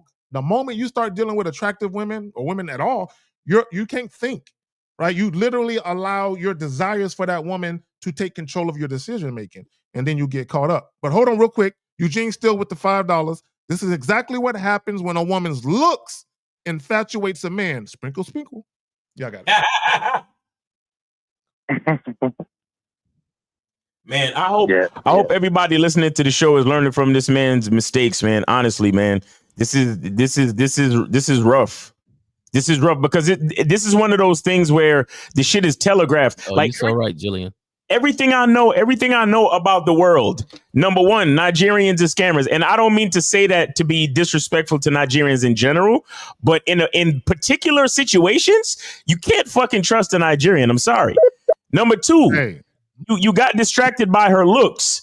Number three, like you literally went with her to the place to switch the contraceptive off, and then you automatically fucking got her pregnant. Like everything just kind of like, I don't know, bro. Like, I really don't know. Like, that bitch would have to do so much more to prove and earn her spot and earn my sperm. Like, she would have to do so much more for me, bro. Like, I don't know, man. I don't understand how at this day and age we're still letting these things happen. You know, it's crazy, man. Yeah, well, this is why I'm in coaching now, and I found you guys. You know, I get coaching every fortnight with caller. No, hold on. I don't want you to think that I'm coming at you personally, please.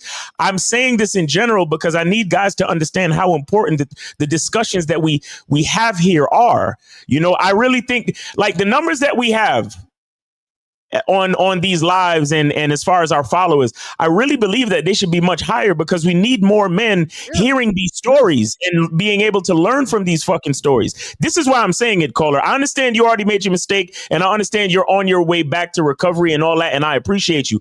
But when I'm speaking in general for the guys to hear these stories and take heed and to internalize this shit and realize, yo, we need to move better. You understand? We can't let a quote unquote bad bitch get us into these situations. And look how much power we have as men.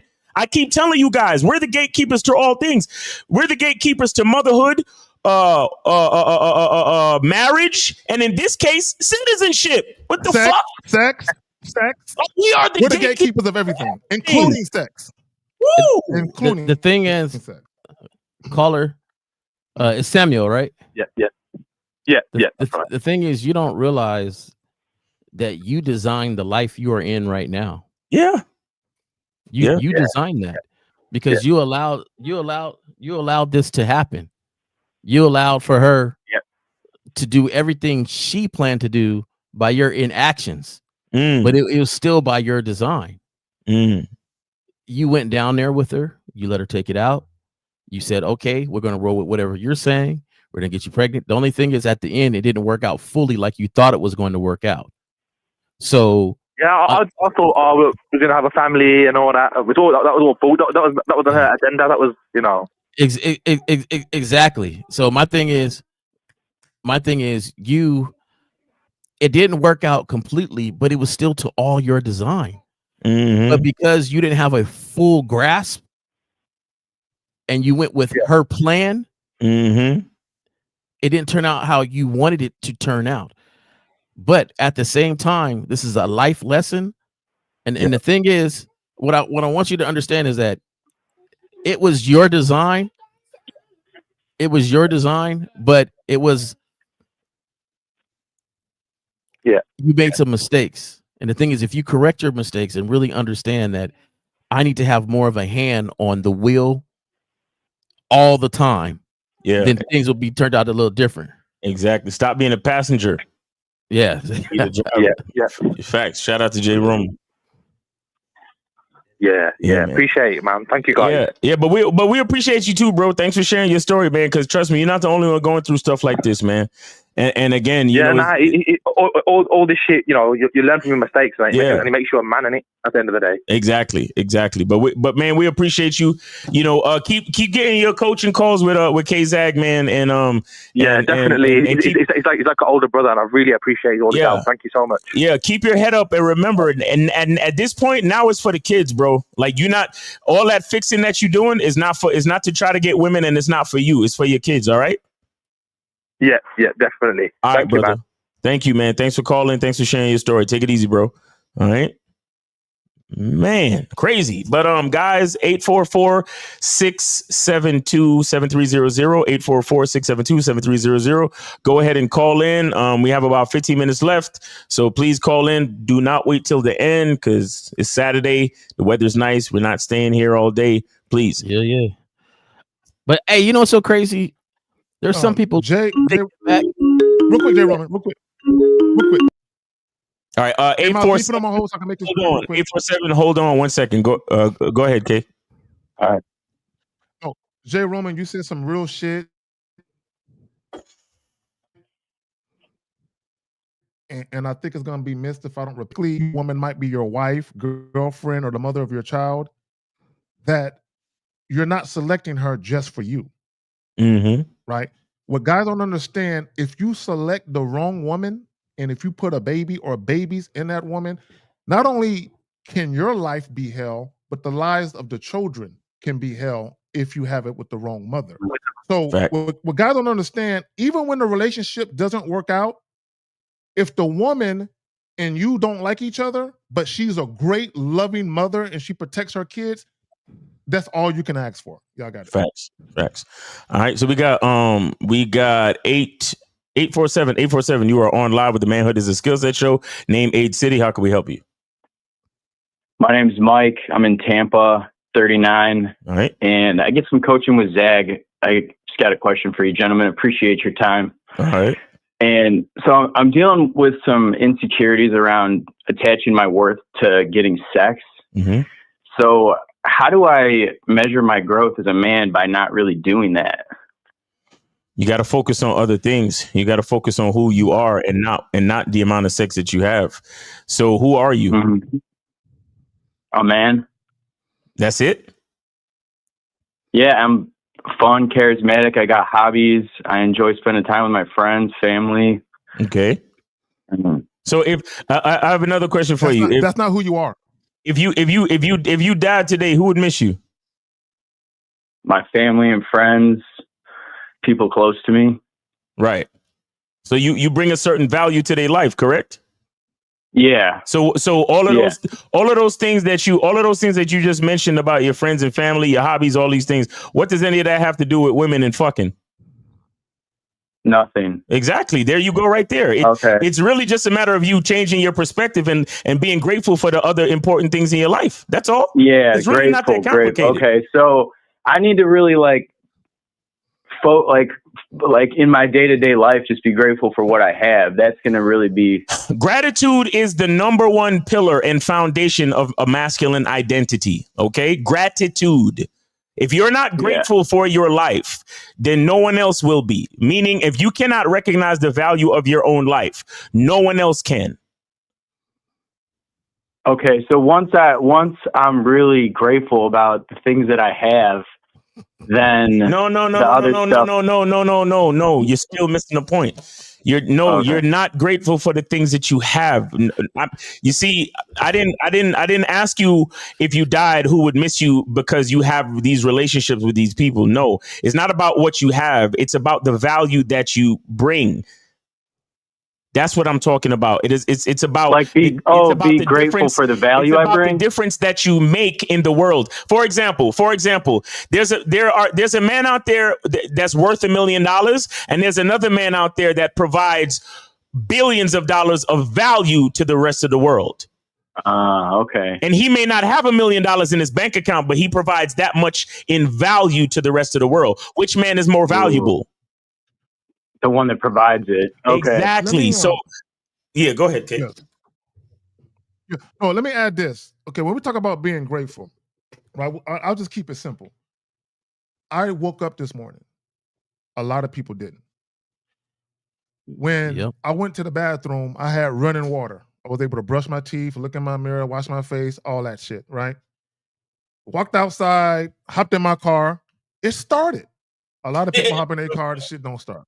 Real talk. No, some real shit. Now, and sometimes they don't have the money to figure out why it won't start. They just got to walk to the bus stop now. And they might not even have money to get an Uber. They're fucked. I'm not. I like right? that. You see what I'm saying? So yeah. There are things that I can do. Like today I went to the store. Perfect example. I went to the store. The lady in front of me, her debit card declined. Mine won't, because I got a lot of money in there. You know what I'm saying? You see what I'm saying? So there are things I got going on. This is how you should look at your life. It could be better, it could be worse. But how I got it now is far better than a whole lot of people got it right now. So when a woman tells me no, bro, and I looked at my bank account, the comma was in the right place, the decimal point was in the right place, everything was right with the world. The point I want to make, and shout out to Miles, because I know he talks about this with the masculine identity, being grateful and having gratitude. You're alive. You can do shit a lot of people can't do. Be grateful for that. Y'all got it. You got something, Jay? I'm sorry for laughing in the beginning when you asked this question. Are you on a dry spout right now? Like you haven't? Yeah, kind of. Well, and that's the thing is like I've like gotten women, but I think the problem is it was a lot of it might have been on the woman's terms, and I didn't really realize that at the time because I found you guys like a couple years ago or something like that. But so now like all my perspective is kind of changing. So now like because I'm trying to do it on my terms, it's less like I'm just struggling more with that. Does that make sense? Yeah. So the thing about it, when you do it on your terms, you get more quality for you and not quantity. Right. Now, for some, that might not be important. Because they're cooperative. But the others, it's very important because they're more cooperative, which means that the time that you actually do have is going to be spent on your sort of your schedule, and the quality of time you'll have will be way better.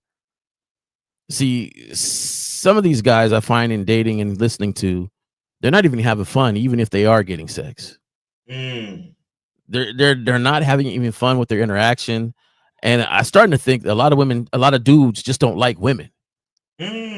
Like I love women. I love, everything about them. But at the same time, they don't rule my world. However, some of you guys act like y'all don't even like women. Like you blame them for everything.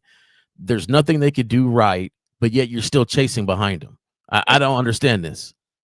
So my thing is, if you focus and it seems like you might have everything together, your friends and families and things like that, you're not worried about the quantity. You're more worried about the quality. And I said something to the other caller earlier. What would you sacrifice for your plan? Would you sacrifice easy? What would you sacrifice for your plan? Like, do you want a girl to come into your world and fuck it all up because you didn't vet her correctly? Would you sacrifice that, or is it the fact that you can fuck her right away easy enough, cool enough. So at some point, I know you listen to the great advice and the words that Zag and Miles, Lucario, 50, Steve say, and they give one of the best advice for you to actually start building. They don't give you advice on how to live. They give you advice on how to build. It's up to you to build it and live it. And I think that you guys have to really start understanding that if it was easy, everybody would do it. Facts. But it ain't easy. Mm-hmm. Yeah. So put your war paint on and get to war, man. It's just that. Like, there's gonna be some times where you meet a lot of unqualified women. So it's not really a dry spout. It's just that you haven't met qualified women around you.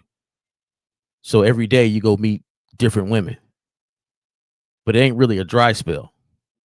They didn't qualify to get what you got.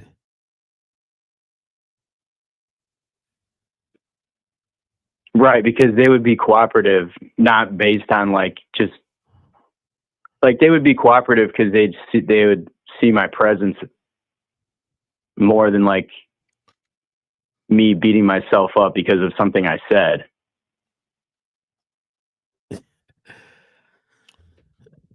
So, all right, real quick, and I'm gonna go back to this caller, real quick. Yeah. I'm gonna go back to this. First impressions isn't just an introduction; it becomes the truth she believes about you. This is what guys have to understand. And I'll ask you I'll ask you this question. It's a very simple question. Have you ever been introduced to somebody for the first time and you just had this feeling about them that they were a pushover, they were kind of weak, maybe they had a soft handshake, they don't make eye contact. Now, conversely, have you ever met somebody and you just got the notion that this person is not to be trifled with, like they have a serious demeanor about themselves? You ever meet somebody like that? Yeah. So this is the point I want to make with what I'm speaking to you about. If you've met people or been introduced to people and you had a perception instantly of how you think they might be based on how they presented themselves to you, women are doing the same thing every time. Just like you can tell in a matter of seconds that this person may be a certain way, women are doing the same thing in a matter of seconds or a minute. Based on how he's talking, what he's talking about, his tone, he might be this way. Even if her perception is not accurate, the fact that she perceives you a certain way is how she will ultimately treat you based on that perception. Does that make sense? Yeah. So this is what a lot of guys coaching think. with Zag. I think you need some more coaching with Zag because I I'm hearing you on the fence for everything said. Like, you're even saying which is your term for agreeing with what Zach says, but you're even saying it like there's doubt. So there's something deeper than you just going out and talking. Like, you got to have confidence behind the things you do. And I think right now, invest in yourself, get with Zag, keep going, keep doing the work, and then going from there. There you go. Yeah, for sure. I mean, I definitely believe in myself. It's just I guess I'm just running in I get maybe. You don't. No, you don't. No, you don't. Let me explain what I mean by you believe in yourself. I've had consultations with guys such as yourself, and they've told me, Zach, I have no problem approaching women. I just have a problem closing the deal or getting to the point of why I approached. There are plenty of guys that can walk up to women and talk, but most of them don't have the confidence to take the conversation somewhere sexual. See, walking up to a woman and saying, hi, how you doing? What brings you here? Any guy can do that. But once you start talking about what you really want to do with her, that's where most guys falter. So are you truly confident then? Yeah, because I am. I went out last night and I told, the one woman, it's like, your lips are distracting me. They're turning me on. Mm-hmm. But and so like I did that a few times, and like the girl, like it's like they're on the surface level like small talk stuff, and they just get like so thrown off. They're like whoa, and then it's like, and maybe I'm just coming off like desperate or something. Like see, but why would you say that? You see your words. Shout out to Miles. Your language exposes you. The other caller said he don't want to look like a creep. You're saying I don't want to look desperate. Why do y'all think these negative thoughts about yourself? Like you think women are going to look at you in a negative way? Why do y'all do that? I've never done that. I don't think women look at me in a negative way. Now they could, but ask me if I care. But I never think about that. So maybe that's what I never think about that. Woman thinks. Now, what is your conversation with women normally go like? Hold on, real quick. Let me say this, J. Roman, because I know we short on time. I want you guys to Google the subconscious mind. For all you guys, 95% of your thoughts, your fears, your beliefs are in your subconscious mind. The fact that you said, I don't want to seem desperate, the fact it's in your subconscious mind because you said it consciously. It came out. So it's already embedded in your mind. When you talk to women, that thought comes out in how you act. Y'all don't understand that your subconscious mind controls your behaviors. Y'all got it. All right, caller. Yeah, so I guess I got to change my subconscious mind. You got to continue to get coaching, and you got to learn. You got to learn what true gratitude really means. Like I think you're still having trouble with that idea. Yeah, and providing value. Not providing value only, but recognizing value, because there's a lot of value that you possess that you don't know is there. You're still thinking negatively of yourself because you don't understand your value. Yeah. Like your whole thing your whole thing is to fuck a woman, but you don't understand anything beyond that, right? You don't understand your abilities, there's nothing more for the woman to appreciate after you have sex with her, and that's a part that's missing. I'm gonna be 100% honest, man. You're like one of the first guys that I feel like is there, but you really, really need the tree of coaching. And I don't know if you guys notice, like, a lot of the callers, and I don't think they even did it on purpose. Between Lucario, Miles, Steve the Dean, 1950, and Zag, they all touch on this tree, but on different branches going up, right? And you can kind of intertwine their coaching. Miles starts off with a great one of really defining yourself and knowing yourself. Then Zag kind of swings in between on the approaches and dating and things like that. And you got Lucario, mastermind of really vetting the vetting process. You got 1950, who's my cousin, real life cousin, who has always been since he was younger, an abrupt, this is who I am. And then, of course, you got Steve the Dean on this tree with all these branches telling you how to put it all and make it work within yourself, right? So together, there's this complete whole program of game. And I'm not saying get it all at once, but at the same time, what's been missing out of our society is guys don't gather like this and talk a lot like this. Right. It used to be where you had a big family and all the men would go in the garage or go in the yard or go somewhere and they would have some real conversations. Right. But that doesn't happen too much a lot. And if it does, it's always women are now in that garage to really have this conversation, to really break down things that you should not be doing. There was the barbershop and things like that a lot of people don't get this conversation with. And the thing is, now you have these gentlemen that with this tree, I say like it's like a tree of game where they cover all the different branches and stuff. So at one point in time, you should get advice from all of them. But at the same time, like you got to start the journey because you're there because you're repeating some of the things that you need to do. Now you need to start acting on the things and actually really believing it, though. Mm-hmm. Right. There's a difference between me doing something because somebody told me I should do it and I'm a listener. And so I go do it. But there's a difference between believing in what they're telling me to do. Because now I'm doing it with a purpose, and that purpose is going to fit me and what I am and who I am. And I think that's the thing that you're missing, or a lot of people, not you, but a lot of people that miss when they come to these avenues and these channels that there's a factor that has to be you in there, and you have to believe and put that confidence. And to me, no better place than here and the 1950 and Steve the Dean, Lucario, Miles, Zag, to really hone in those skills. And then you'll start going out and really doing it. Don't cheapen yourself, right? You can't do it a cheap way. You got to invest. Caller. And so, caller, my bad. Jay Roman, go ahead, Jay Roman. Hey, real quick, I want to read something to you, caller, and I want y'all to think about something. The subconscious mind is part of the brain that operates below conscious awareness, influencing thoughts, habits, and actions without direct knowledge. So let me explain what I mean by that. There is a popular video of this woman interviewing, I think he's a wrestler. He had his shirt off, muscular dude. She's interviewing him, and his wife, the wrestler's wife, is right next to him. But while this woman is interviewing him, she bites her lip. She starts to bite. She starts to bite her, and she doesn't know she's doing it. But she is so sexually attracted to the guy, she doesn't know that her facial expressions are giving it away. That's how the subconscious mind works, where you do certain things and you don't realize you're doing it because it's so much a part of your subconscious. Facts.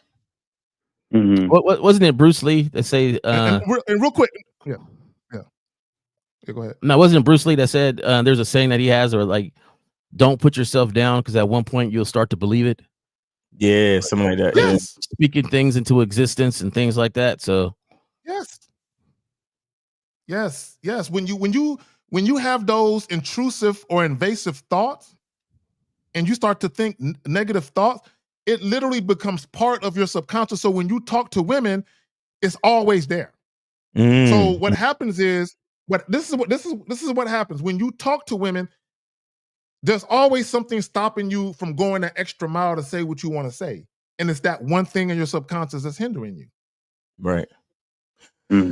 Well, caller, we appreciate you, man. Thanks for supporting the show. Gentlemen. Thank you. Yeah, make sure you go back and get your consultations from K Zagging, man. All right. Appreciate you, brother. Yeah, cool. Oh, sorry. All right, we got it. Yeah, I even tell my son one day, not too long ago, I was in this walking boot. I had surgery and stuff. And my son looks at me with this little funny smile. I was like, "Hey, Dad, you want to race?" Right? And I'm like, "Yeah, let's do it. I'm gonna win." And he kind of looks at me like, "What?" And I said, "I never go into anything thinking I'm gonna lose. Right. I always think I'm going to win." And I was mainly teaching him the point that, look, I don't care what the situation is. I always feel like I'm gonna win. Facts. We could be down 10 points, but like, hey, look, I'm a win. I'm a win. We're gonna win. And I think that that's a good quality to teach for those who have kids, to teach your kids, man. Don't start putting yourself down. There's enough people in this world that's going to tell you can't and are unbelievers, and you can't be one of them when it comes to you. Exactly. At the very least, you got to believe. Yeah, for sure. But I'm ready to be I'm ready to wrap it, guys. So let's go ahead and do it. I gotta go take care of some stuff. All right, cool. Oh, so the phone lines are dead? Yeah, if I keep the phone lines are ready. But guys, CunninghamElements.com, 33% off, man. Make sure y'all come through for the Black Friday sale. The sale is automatic. You don't need no discount code or nothing. Just go. The whole site is 33% off right now, Black Friday sale. And take advantage until November 30th. And other than that, happy Thanksgiving to everybody, right? Because we're not gonna be here before then, right? Yeah, exactly. Yeah, we're not gonna be. Except for Sunday, for tomorrow. You know what I'm saying? Yes, for tomorrow. Yeah, and then of course, guys, check us out. Real Game No Theory, and then Lucario is going live at 5, so stay tuned for that as well. And appreciate y'all, man. Always a pleasure. Shout out to Renee P for going hard with the links, man. Appreciate her, and all the other moderators in the chat, and all the callers, and of course, Jay Roman and K Zag. Appreciate y'all. Okay, Jay Roman, where they can see you at? What you got going on, Phil? Come on, man! Don't be doing me like that. You can always give you a chance to say bye-bye. Say bye-bye. Hey, Fifth. Okay, and bye-bye. Say bye-bye to the people. All right, man. I like Zag. Always appreciate you having me on here, and of course, anybody can contact me on my email, J Roman. And I do have my I don't know what's up there. Was that the Cash App, the Snap, was it the PayPal, whatever? Yeah, like, you PayPal, guys could always show me love. I don't. I mainly do this because it's needed. It's needed for a minute. Man, 50 was trying to get me on here for the longest, but now I'm on here and I appreciate that. You got something profound to say? No. I say I appreciate it. I appreciate it, Zach, for having me on here. Now I'm doing it for the love. I'm doing it for the love right now. But if y'all want to contribute to my love, my PayPal's up there. There you go. No, and again, y'all could have been anywhere else. For all the moderators, the people that called in, the people that asked questions, we didn't get to the questions. My bad, y'all. But guys, if you save those questions for tomorrow's show or when I go live, and we got y'all. My bad that we didn't get to it, but we got to bounce. Guys, why women never forget your first move and how it sets the entire dynamic. Anytime you meet women, a perception is being formed about you right away, gentlemen, period. Whether it's negative or positive, favorable or unfavorable, women are forming a perception about you. And what happens is it's very difficult to get them to look at you any differently than they did the first time they encountered you. Like it's almost impossible to change how they might view you later. So you really only got one shot, you know what I'm saying, to show women who you really are, assuming that you are a confident man. Show women that now. Don't try and wait. Okay? If you are a sexual individual, show women that now. Don't try and wait. Show women who you are now. Okay, assuming that you're proud of yourself. Because if you don't like yourself, then but if you're proud of who you are and you love who you are, why wouldn't you want to show women that in all its glory? Show them who the fuck you are. On that note, we out. Like, share, and subscribe. Yeah, I think we need to have a number 2 on this one. You said what? I think we need to have a number 2 on this one because we went on such a tangent with the callers that we never kind of stuck to kind of explaining this a little more in depth. All right, cool. Oh, no, we can do that. We can do that. I'm with that. All right, my brother. All right, Jay Roman, everybody, we out. Peace. Enjoy your Saturday.